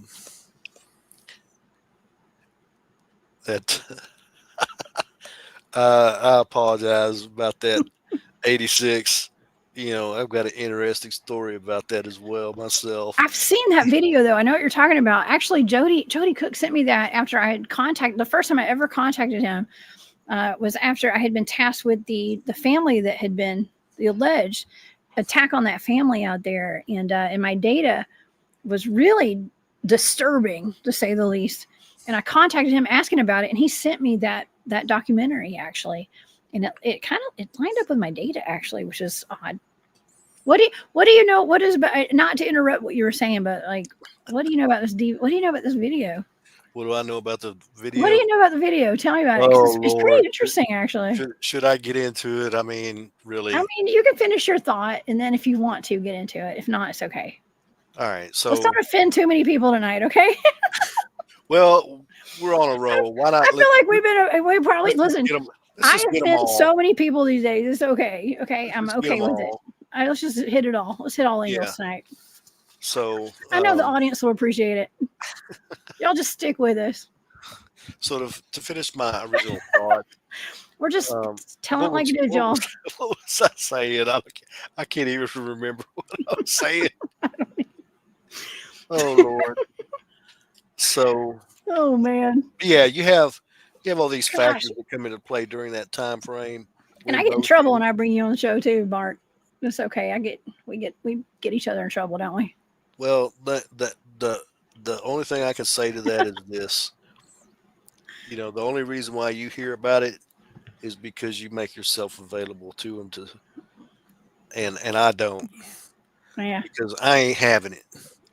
You know, if these people would be honest and be upfront and tell the truth, you know, the first time around, there wouldn't be any need for them to try to, you know, cover, you know, now.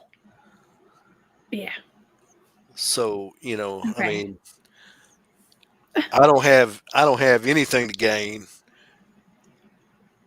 by anything that I say. I'm not on here trying to make money. I don't have. Yeah, I've got one interview on my on my YouTube channel. Am I putting videos up every day? No. Do I have a website? Yes. But I haven't done anything with it for a while. So, I'm not looking to make any kind of money off of this stuff. The only thing that I am about is the truth. And some people can't handle the truth. Did you order that? What is it? Code Red? Did you order that Code Red? Oh my gosh, you can't handle the truth. I don't know. Actually, in that documentary that they were referring to, actually, I think this is the same one. I'm assuming it's the same one that I've seen. There was a deathbed confession from a fish and game guy. How He was convenient. dying of like lung cancer or something. That said that that he had actually watched a couple get mauled to death by a dogman. Oh Lord, I hear that breath. I cannot confirm nor deny any validity of that story. Now, the guy, according to the story, was a game warden. So it stands to reason to me that if anybody is going to have any contact with that stuff, it would be a game warden. So, yeah, I mean, that would just, to me, that would just be a likely source of that kind of information. So, I mean, I'm not gonna say one way or the other whether any of it's true or not. Okay. But what I will say is this, you know, I was invited to partake in that documentary, and um, or be in that documentary, and for Tell me, whatever, Lori. yeah, you didn't know that? No, I didn't know that. Well, I didn't know that. let me give you the short version. Okay. So, because I don't trust people. I've joined the club. Join the club, Mark. So I had, asked them when they contacted me. I was like, "Do you have any kind of, agreement?" "Oh yeah, 86. You have opened a can of worms. It's all your fault." 86, you in trouble. We're gonna So, blame you for all this. I'm just kidding. hey, I take full responsibility, y'all. I do, Mark. I take full responsibility. well, I like to I'm ask the like hard this. questions I'm too. like this. I'm not telling anybody anything that isn't the truth.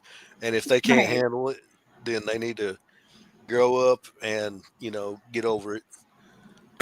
So, yeah, they contacted me, asked me would I like to be in their documentary, and I was like, "Hey, do you have a problem?" And this was my response to them initially. I said, "Do you have a problem signing an acceptable use agreement?" And they said, "Acceptable use agreement? What is that?"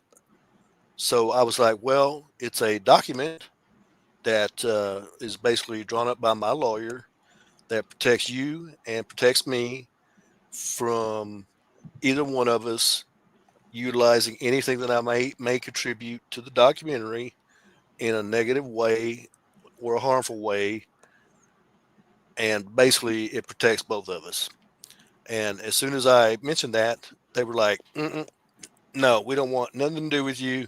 We don't want you in our documentary, blah blah blah." And I was like, "Okay, cool. One less thing I got to worry with." So I walked away from it. Well, they created their documentary and they put it out. Well, I knew that there was some information going to be released in that documentary, and I wanted to see it. So what I did was I had someone that I am related to order a copy of that documentary. Okay. Bear in mind, this person has a different last name than me, so and they're not very likely to be traced back to me. because of who they are. So I had them order me a copy of the documentary. Okay. And so 86 um, experienced she experienced the same thing that 86 did. The documentary got lost in the mail initially the first time. So I had them contact Jody, and he was like, "Well, we'll send you out another copy," and blah blah blah, which he did, and um, he did send it out, and it never came. So they emailed him and had him send out a third copy. Well, the third copy came in the mail, and when they got it, the second copy showed up in the mail as well. And basically, what it turned out to be was that the second copy had the wrong address put on it. Interesting. The first Okay. copy was just like, you found in outer space in the mail, never showed up or anything. Yeah. So She got two though. Finally. yeah, so That's good. ended up she sent the second copy that she had. She ended up sending it back to him because Yeah. fair is fair, right? Absolutely. So yeah. So don't feel bad, 86. It's not just you. It Yeah. happens to a lot of people, from what I understand. Yeah. Well, I got to see the documentary, and I thought it was pretty good, actually. Oh yeah, it And was pretty good. I thought it was pretty good. Yeah. Except for the Yeah. part where he tried to trash me. Oh no, I didn't. So I didn't know you back then too. I never met you before. I didn't even know Yeah, you. I had never met you. This was a long time ago. Okay. Uh, you don't remember the part where he was talking about the two researchers that he had asked to be in the documentary? oh no, no, I don't. I just remember key elements because I was looking at it to try to compare it, contrast it to my remote viewing data. So that's why I was so excited that he had sent me a copy of it, and I was really because it was some dark data, I mean, really dark. I mean, I had seen Yeah, a lot yeah. of weird stuff. I think that it did happen according to the as a remote viewer and getting a blind target like that. I do believe that did happen actually. I do believe that there Well, was a family that was ripped to shreds. like I said, I've talked to too many people that are unrelated that have told me that it did happen, that don't know each other, and it's it's kind of interesting. Yeah, But it's if you go very. back and you look through and just to tell you what happened, used to be the newspaper archives were in the governance of the public library here, and when they had them in physical form, they were full newspapers, and they had things in them that the digital copy that they have online now, which is free and open to the public, does not have. So for whatever reason, when they scan those in, they don't contain everything. And my original investigation, I went back and reviewed. Probably so, 86. I went back and reviewed those hard copy newspapers before they ever put them on digital format. And, Wow, I could not find anything. There was nothing, nothing, nothing. nothing at all. Could it have been scrubbed though? Just scrubbed, It could or have.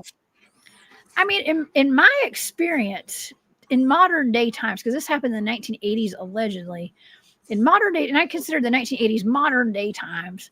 Um, we all know about this whole mockingbird media and stuff, and local governments and good old boy networks down here in the South in Kentucky, and everybody works hand in hand. Secret societies, you name it.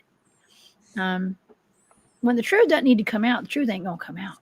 Mm-mm. There's gonna be a cover up no matter what. So what? Who and what can we trust from back then and today? Nobody. Nobody. Trust no one. Don't say it. I saw it. You saw it. You heard it in my head. Yeah, I did. No, don't say it. Don't say it. So I say to you all the time, like, Oh yes, yeah. I've had to learn the hard way. Okay. I have literally had to learn the hard way that you can't trust everybody on anything. And I used to be so naive. I used to be so naive. And now, and the harshness, the harshness of reality, I guess you could say, caught up with me, Oh, yeah. especially being a public speaker and having a platform here. Reality catches up quick, doesn't it? Oh yeah. Yeah, it does. So, So I mean, it is possible that it was scrubbed and that it was buried. Um, and it would have been easier to do back then than now, because now, um, you have, everybody's got a news camera in their pocket, and they can, you can't. I mean, yeah, you could drop a low level EMP and wipe everybody out and scrub data and all that good stuff, and that stuff does happen. Um, but it's a lot of work to cover that stuff up. it is a lot of work, but you know, it's worth it to some people to cover things up like that. I mean, it's a whole. We live in the Truman Show. That's what I feel like sometimes. I'm like, and everybody's in on it except for us sometimes. So I don't know. It makes my brain hurt sometimes wondering like how people could cover stuff like this up. So, and it's not even that well, okay, because it has leaked out because we know about it and we're out here talking about it. Okay. Oh yeah. But then we got people that like throw a wrench in the engine of that. Like we're on the trail of something that might have happened that changed the course of history if everybody found out there were actual dogmen. And Lord forbid there's government letting them loose to go feed upon humans and the general public. But then we got people that are injected into these stories to like kind of take you in another direction, saying they were, I don't know, I'm just gonna say they were there and stuff like that. Stuff like that. It's just, is there any point in us even trying to uncover the truth? I don't know. That's why you and I both were like, we only talk, I talk about what I know, what I've experienced, and I Oh bring yeah. people on my shows. We just want the truth. That's all. We just want the truth. Well, generally, I've always operated on the premise that I don't generally talk about stuff that I don't have any kind of experience with, and I don't. Only here within the last year have I done any speculative. Uh, I'm trying to think of the best word for it. You know, presentation of ideas or possible theories. I've only done that in the last year or so, because these things they're kind of important, because I think that you know Yeah. people should be aware of what they could be dealing with. And it all goes back to the whole thing of people would naturally ask the question, well, why would they try to cover all this stuff up, or why would they try to keep it secret? Because at the end of the day, it forces them, if they acknowledge it, it forces them to answer too many questions that they don't want to answer. It's kind of like True. them files, them lists. I ain't gonna say no name, but we've been hearing about it. Why do they not want that list to come out? Good question. Because it causes them to answer too many questions they don't want to, Hmm. and the repercussions of doing so could be very damaging to a lot of people. And you know, these people, or the majority of people in general, are not as honest as we might want them to be. That's true. Well, not necessarily the. Eric says these are not necessarily the thoughts and views of the cryptid hunters. trying Thank you, Eric. Thank you, Eric. Put it all on Mark tonight. Yes. you trying Yes, to Mark. thought police It's me all your there, fault. Eric? Don't be trying to thought police me now. Oh my gosh. He's just trying to help. Look, we're just all in this together, okay? I'm just kidding. But here's the thing. It's to the cover up is to the detriment of the American people. Okay. Us Oh yeah, people who like to go out into the woods, we like to go hunt. We like to take our children out into the national parks, the state parks. We like to go enjoy these beautiful lands that we are entitled to be able to go enjoy, okay, and go camping on and all that kind of stuff. Um, we didn't sign up to get eaten by dogmen, okay, and just like or any we else.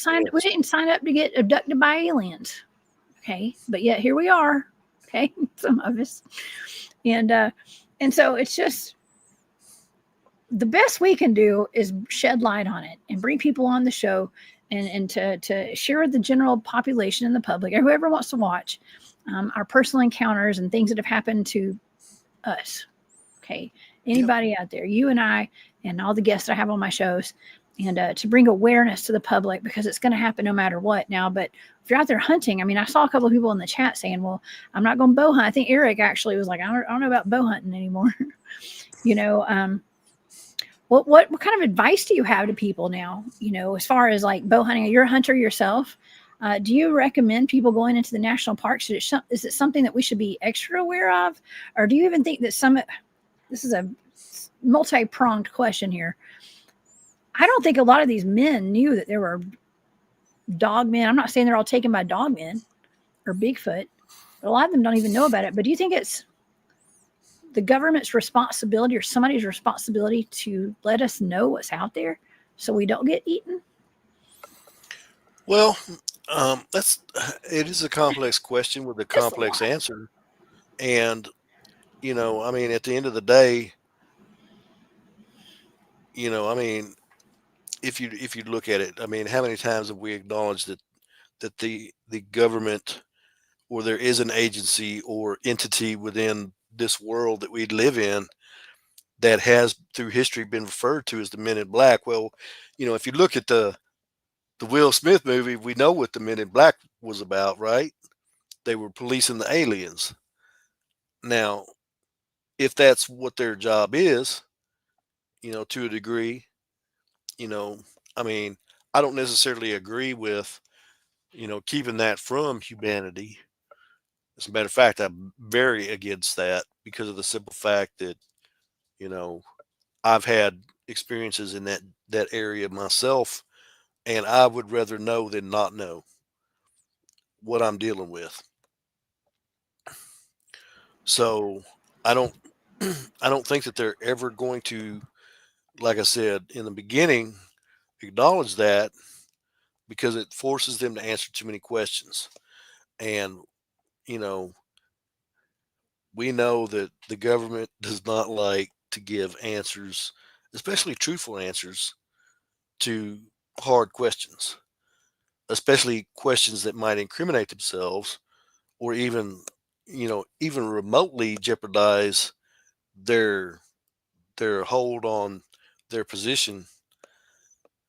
So, you know, um, it's definitely an interesting concept, and it is a hard answer, a hard question to answer. Um, so, I mean, I really don't know what the best solution for that would be, other than Yeah. just be honest. Just be honest. Just be aware of what potentially could be out there. But I always tell the audience, please don't live in fear of all this stuff. This is wacky stuff we talk about, but it is real life at the same time. And I'm honestly more scared of humans than I ever am of any of these Oh yeah, critters out there. Okay, and I don't think that we should be scared of and even hesitant to really go out to our national and our state parks, except for just being aware, keeping an eye on your kids at all times out there. Just Oh do. yeah. Yeah. Well, the trend, if you look at it, historically, there does seem to be a higher demand or higher incident rating of children being abducted in national forest than per se adults. I mean, you have both, but it does uh, it does seem that there's the higher incident rate of children disappearing. So yeah, I can get on board with that as far as being mindful of um, your surroundings and where your children are and all that good stuff.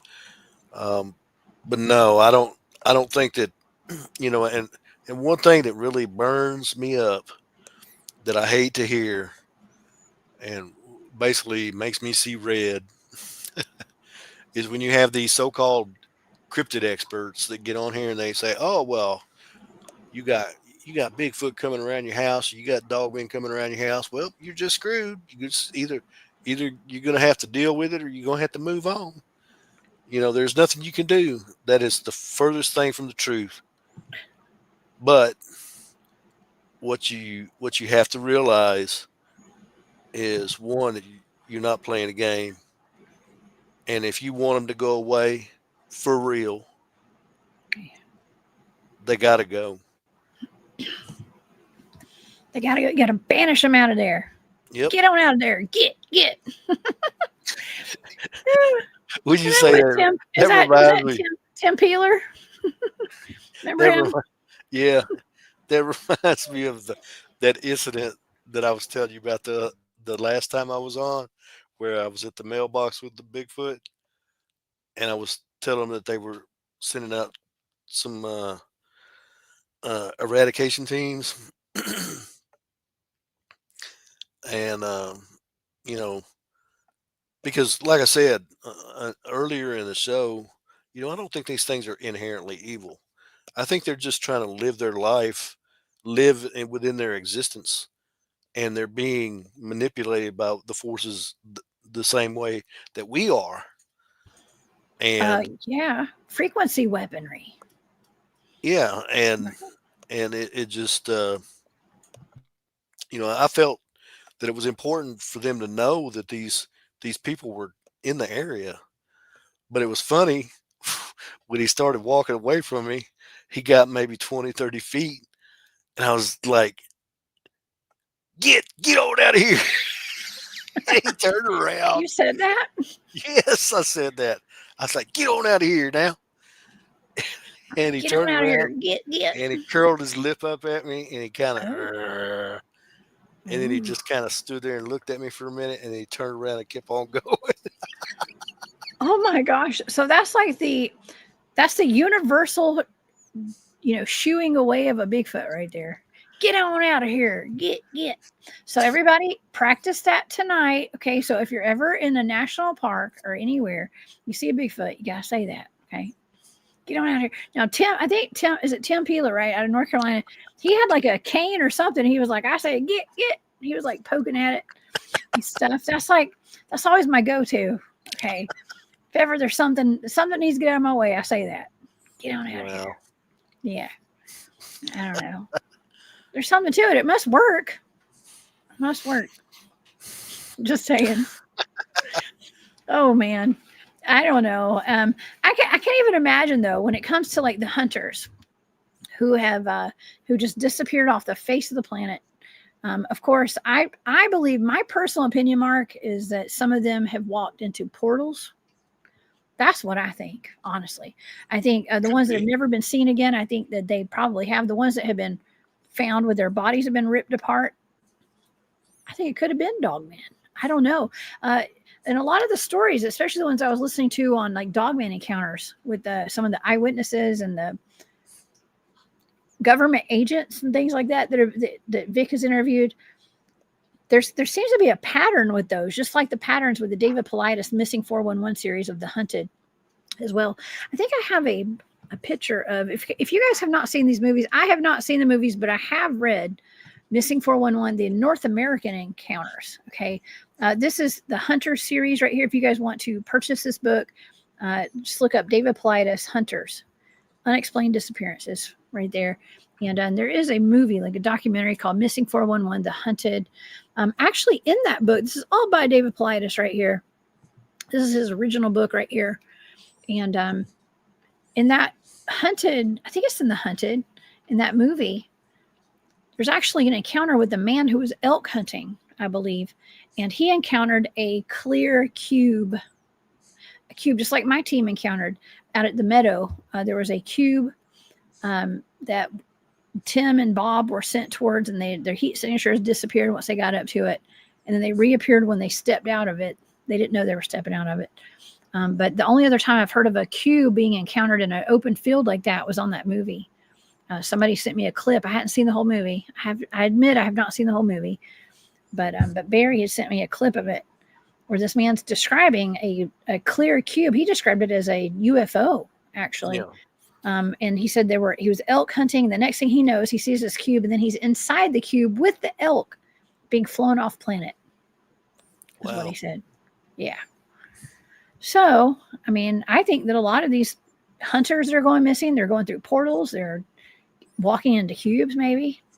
Well, that reminds me of a story that I read one time in a great and wonderful book I recommend to everybody.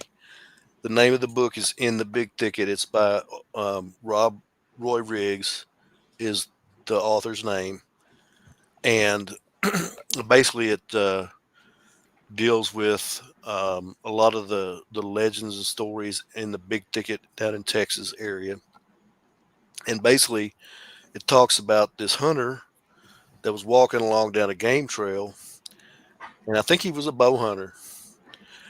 And he got to this place in the trail where he saw like this shimmer coming up off, this coming up off the ground, like vapor coming off the ground. And it was reflecting light and making that wavy looking heat dissipation thing. And he didn't pay it any mind, and he just walked up. He walked right into it, and instantly he went from being in a wintertime pine forest to a hot, muggy, humid, dense jungle. And he took a couple steps, and he looked around, and he was like, "This can't be. This is so wrong." And he said he started backing up, and he backed up, and when he backed up, he came back out of this portal, and he was standing there looking at it. And he said, the creepiest part of the whole thing, he said this big hairy arm came out and grabbed him by his jacket, and he said he heard the words, "Aha, I got you." And he said the thing was trying to pull him back in. And he said the only way that he got free was he had to come out of that jacket, that the thing had that much of a grip on him. Ended up, he came out of the jacket, and it took his jacket, and he took off the other way. So I think it's highly possible that yes, they're being grabbed in portals and pulled into portals. I believe it. I 100% believe it. I think that portals are weapons. There's weaponized portals. I talked about that on Tony Merkel's show, The Confessionals, y'all. I didn't mean to. I didn't know that was going to be the title of our show when I went on he interviewed me, but it ended up being weaponized portals. So if you guys want to go see that episode, that's a fantastic episode on The Confessionals, weaponized portals with the cryptid huntress, Miss Jessica Jones, right here. And we talked about that. I was, I fully believe, and that is a wonderful account. Thank you for sharing that, Mark. Because I do think that there is an ability. I think that the cryptids, Bigfoot, Dogman, humans, they're able to access Earth's natural portals and artificial portals. And yes, they can grab people and pull them in. When I'm researching, I'm always mindful of any kind of structures. I generally don't fool around with structures because I know that they have energetic properties and they could be traps. Yes. Yeah. And they target people. Hmm. They target certain people. And if you read the David Paulides Missing 411 series, you're going to start seeing patterns. And they target people of certain lineages, like German lineage and scientists. And there's just a lot. There's a lot there. Okay. Um, Read the series, y'all. It's really good. It actually gets quite monotonous after a while because it's kind of the same story with different people over and over again. And I'm all about the patterns and connecting the dots. And that's kind of what we're doing tonight. We have connected a lot of dots and really gone down a massive rabbit hole tonight. But it's all real life. Okay, and it's kind of hard to swallow some of this information. And so luckily we've been able to put a little humor in with it, okay, because it's really dark, some of the stuff we talked about tonight. But people need to be aware, and that's part of why. That's one of the main reasons I do what I do today, is because I want to inform the public as to what's going on out there. And And as a mom, I want to, if you will allow me, I want to make a small statement. yes, I realize that it may seem like I've thrown a lot of people under the bus tonight. That's not my intent. My intent actually with that is sharing the truth and, you know, an encouragement to people that they should share the truth, because when you share embellishment, then it is what it is, you know. Um, and an encouragement also to be objective in your research and try to put out factual information, because um, what is it really benefiting anybody to put out information that's not true? yeah. Well, it's all about them. It's all for the gram, okay. Sometimes, and do it for the gram is what they used to say. Now it's TikTok because not as many people are on the gram anymore. Okay, Yep. Instagram, in case anybody's wondering. Um, and that's how people do it. And the truth doesn't really matter till, and that's what I've been learning, which is very disappointing actually. Is the truth doesn't really matter. It's all about the drama of it, or the getting the audience. Even I was interviewed by a massively big producer of a huge. I'm not saying he's massively big, but the channel is, by a channel. When I was away in Florida, and I was having a wonderful conversation with this guy. I became buddies with him, right? And we're talking about, I'm like, man, they got like 5 million subscribers, right? And like they interviewed me and stuff, and we're talking, and I was like, well, this is, my channel is this way, and my buddy was like, that I met, that was interviewing me, he was like, well, that's not really what we do. We're more in it for the entertainment. You know what I mean? And that's why they have 5 million subscribers, and I have almost 14,000. And that's a lot. Okay, I love it. I'm so glad. The 14,000 subscribers is a ton for me. I'm so thankful and blessed by that, right? But he's like, well, they got 5 million.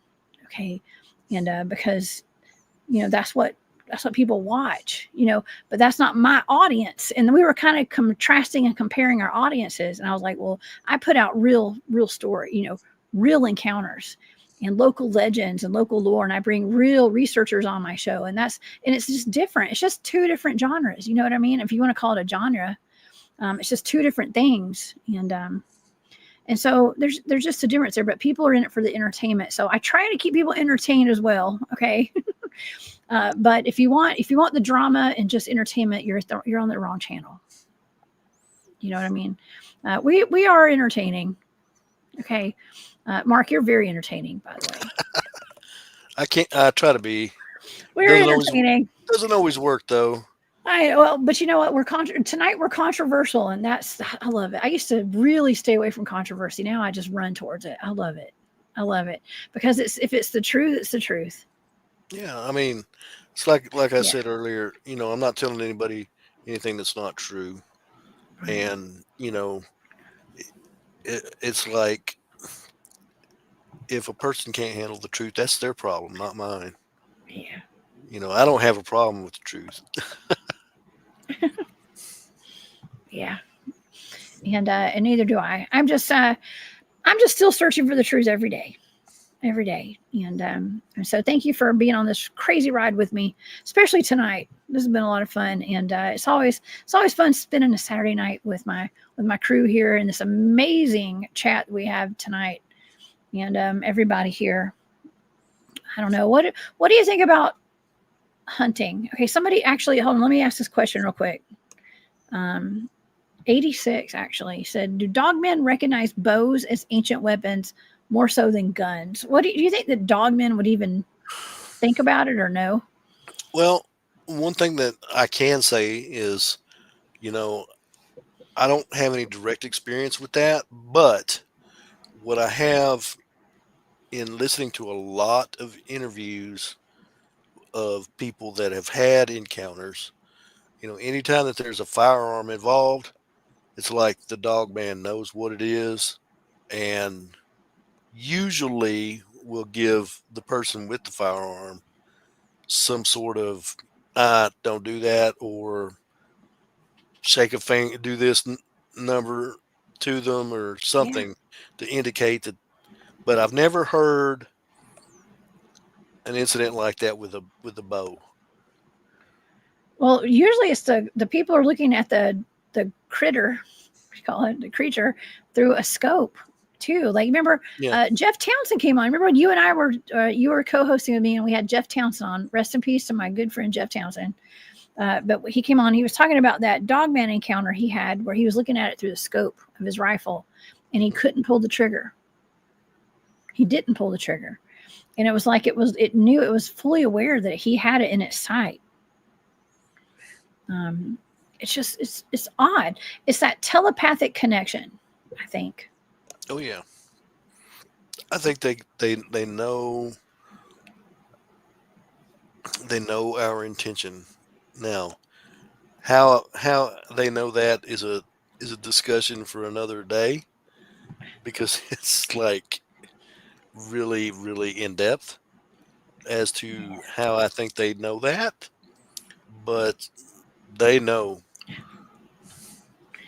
They do know that would be an interesting full show to have. Actually, it would just be like hunters or anyone who had a dogman in their sight of their weapon and couldn't pull the trigger, or just had it face to face, and there's just like that telepathic, almost, it's almost like a warning. I mean, how many accounts have you heard, Mark, of people encountering a dogman and it smiled at them? I've heard a lot that it has happened to. I can say my two encounters with dogmen did not have any of that, but you know, I have heard of a lot of encounters like that. I have to. I've even heard of encounters with dogmen where they speak Hmm. English, like usually people's names. Hmm. Yeah. But I will do want to mention this. So, in the past, I've had a lot of different dogs, and I had one time we had this little female. She was part lab. She looked like a really small black lab, but she would bare her teeth and smile when she was happy, and it was the weirdest thing I'd ever seen. But she would do that, and every time she would come up to you, she just bare her teeth at you and walk up. But if you didn't know the dog, you'd swear you were fixing to get bit. Oh, poor baby. So, um, I think that might be something to keep in the back of your mind. Just because they're baring their teeth at you or smiling, if you will, that doesn't necessarily mean that you're on the menu. Yeah. Yes. Whatever I saw on the side of that road, leaving Talladega Forest in Alabama, a little before 1 a.m., about a month ago, it showed its teeth to me. It was showing its teeth. Mm. And it was like, it was just weird. it was weird. And it wasn't like it was being violent or like trying to intimidate me because it was just my headlights. It couldn't see what I was. It just knew I was a car, I guess, like a truck. But it still, I saw its teeth, and it was kind of like what you're describing. It was kind of like, it wasn't smiling. It was just showing its teeth. I thought it was in pain when I saw it. I thought maybe it was like some kind of animal that had been hit by a car or something because it was like crouched down in the grass. It was weird. It was really weird. I wish somebody had been with me. Somebody just been with me to like have a second opinion on it because I still don't know what it was. But I have a good feeling it probably was a Dogman. I think so. But anyways, I don't know. My dog doesn't show her teeth like that. She doesn't smile like that. I've had dogs that did that before, though. I've had dogs that did that, but not my German Shepherd. I just pulled. By the way, Mark, I know this is so beside the point. I pulled the most giant tick off my dog last night. I had to get a pair of pliers out. Oh wow. Yes, I've had ticks. Well, my ticks don't stick. Okay, they usually crawl out of my forehead, right? Like during a show or something, I'll be like, oh, there's a tick. If I come home from the woods, right before a show, I've literally had ticks on my forehead before. Yeah, had to go take a shower. Okay, get those ticks out. But my dog, yeah, we've had my dog. She's tough, man. She's tough. She doesn't smile. She doesn't ever smile. She's too tough for that. But anyways. Man. Okay. Well, this has been a fantastic show. Gosh, this is almost a 3-hour show. Let's go ahead and just wind it down. I know it's getting late. I know it's getting super late tonight, everybody. And I don't know. Do you have any advice for hunters that go out? And yeah, what do you say to them? Actually, I would just say, be aware of your surroundings. Situational awareness is going to be the major thing that's going to keep you alive.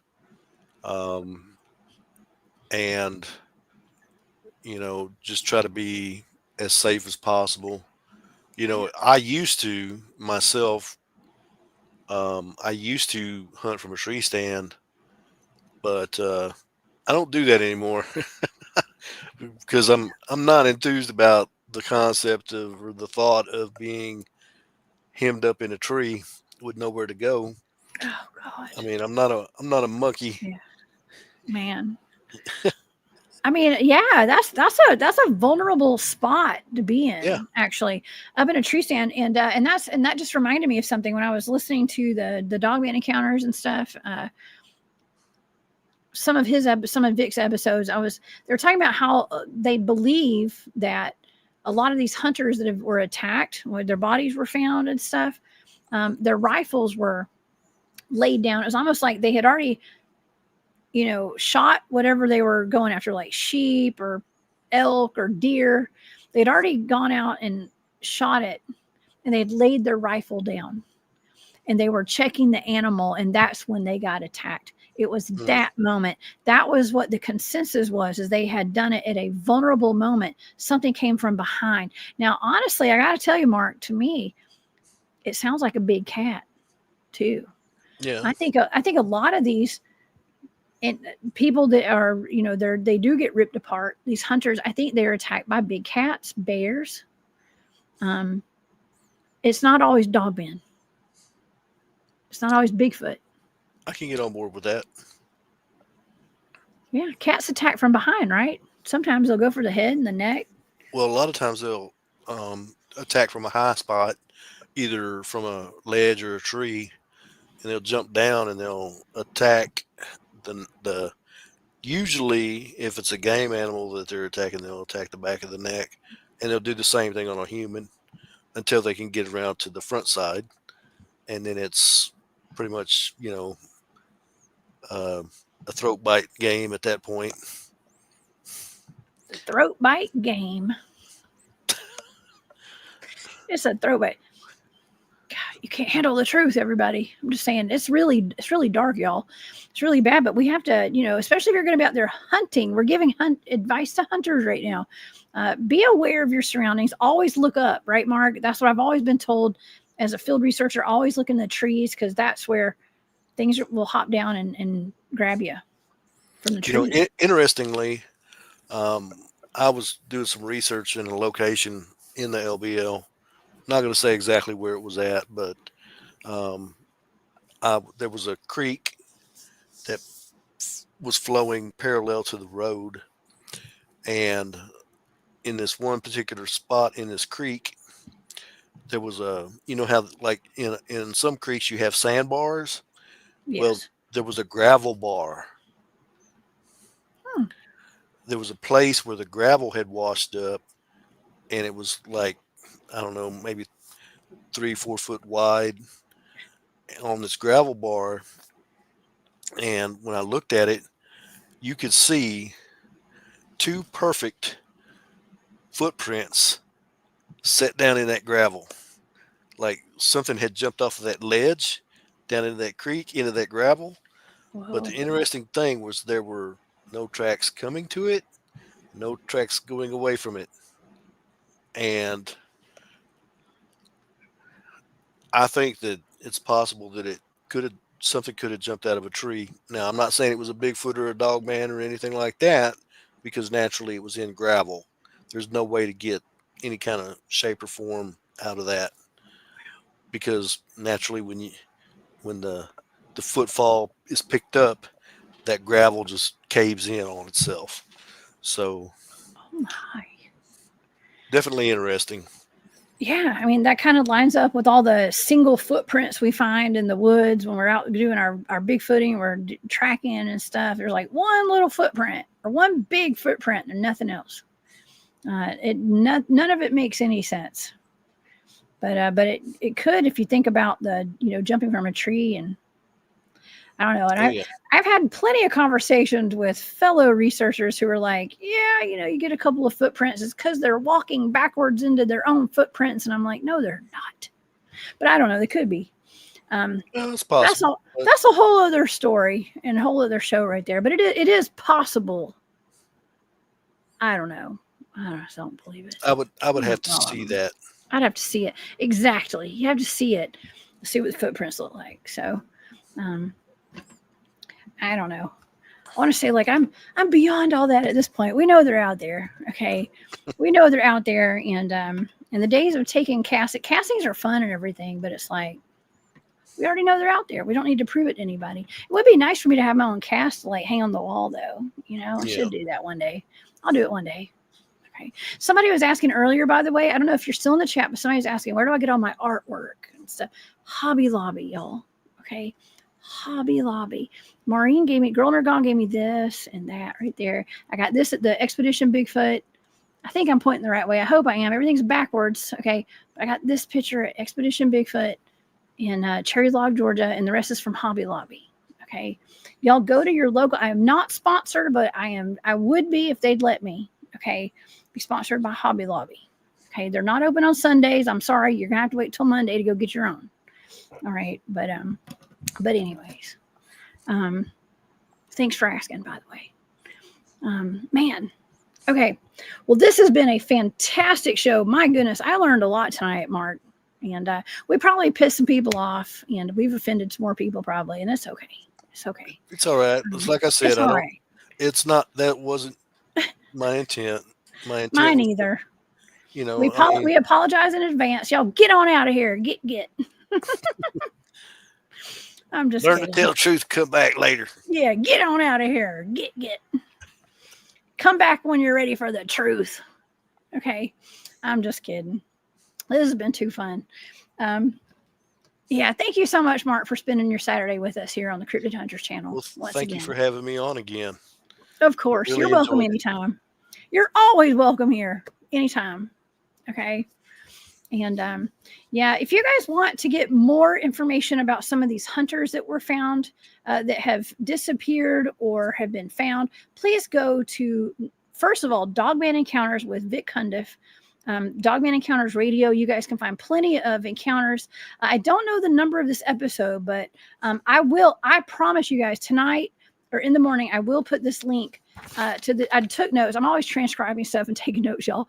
And so I did that tonight, and I will find that episode. I will put it in the link in the description or the comments under the video, and I'll put that there. I promise y'all I'll do that.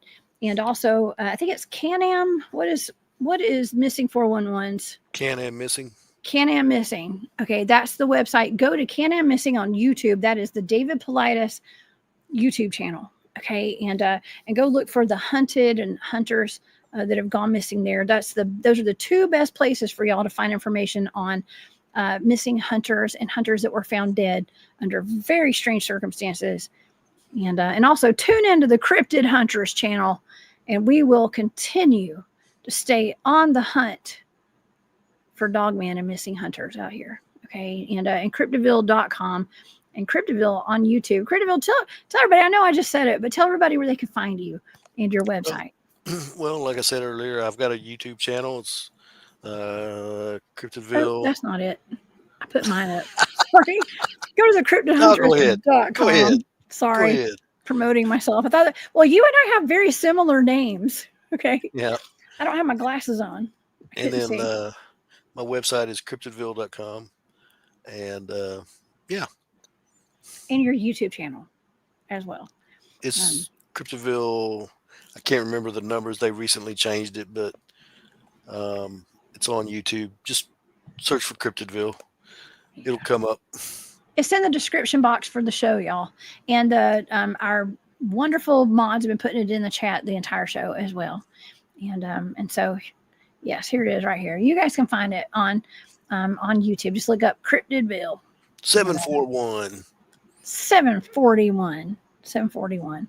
If you can handle the truth, go to cryptid-involved.com. Oh, man. All right. Well, everybody, thank y'all so much for being here tonight and for sticking with us for almost 3 hours. It's been a fantastic show, as always. And please stay safe out there, y'all. I know things that we talk about are not always rainbows and sunshine and clouds and boogers and all that. It's usually what's more boogers than rainbows. Okay, but literal wood boogers. But you know, we need to be aware of this kind of stuff and to not live in fear, but live in awareness, like Mark said, y'all, and protect the children at all costs and all your loved ones out there, and protect your neck apparently as well. Okay, and look up if you're going hunting out there, y'all. Just always be aware. I know our audience here is going to always be aware of things, and but maybe kind of like educate your family and your friends. Just kind of, I know they're going to look at it. People look at us like we're crazy, but it might just save a life. Okay, might just save a life. And I don't know. You guys, please come back and see me. I'll be back on Monday at 1 p.m. Eastern. Live. If you guys want to come back and hang out with me again, I'll be back Monday, Wednesday, Thursday, and next Saturday as well. All right, Mark. Well, thank you so much for being here. You're welcome. I will see you guys on Monday. Oh, and I also want to thank everybody for the super stickers tonight. Smooth Criminal, Maureen, Tiger Eye, M Love, and Firewater. Thank you so much, you guys. And all right, I will see you guys on Monday. All right, Mark. All right. Bye, y'all.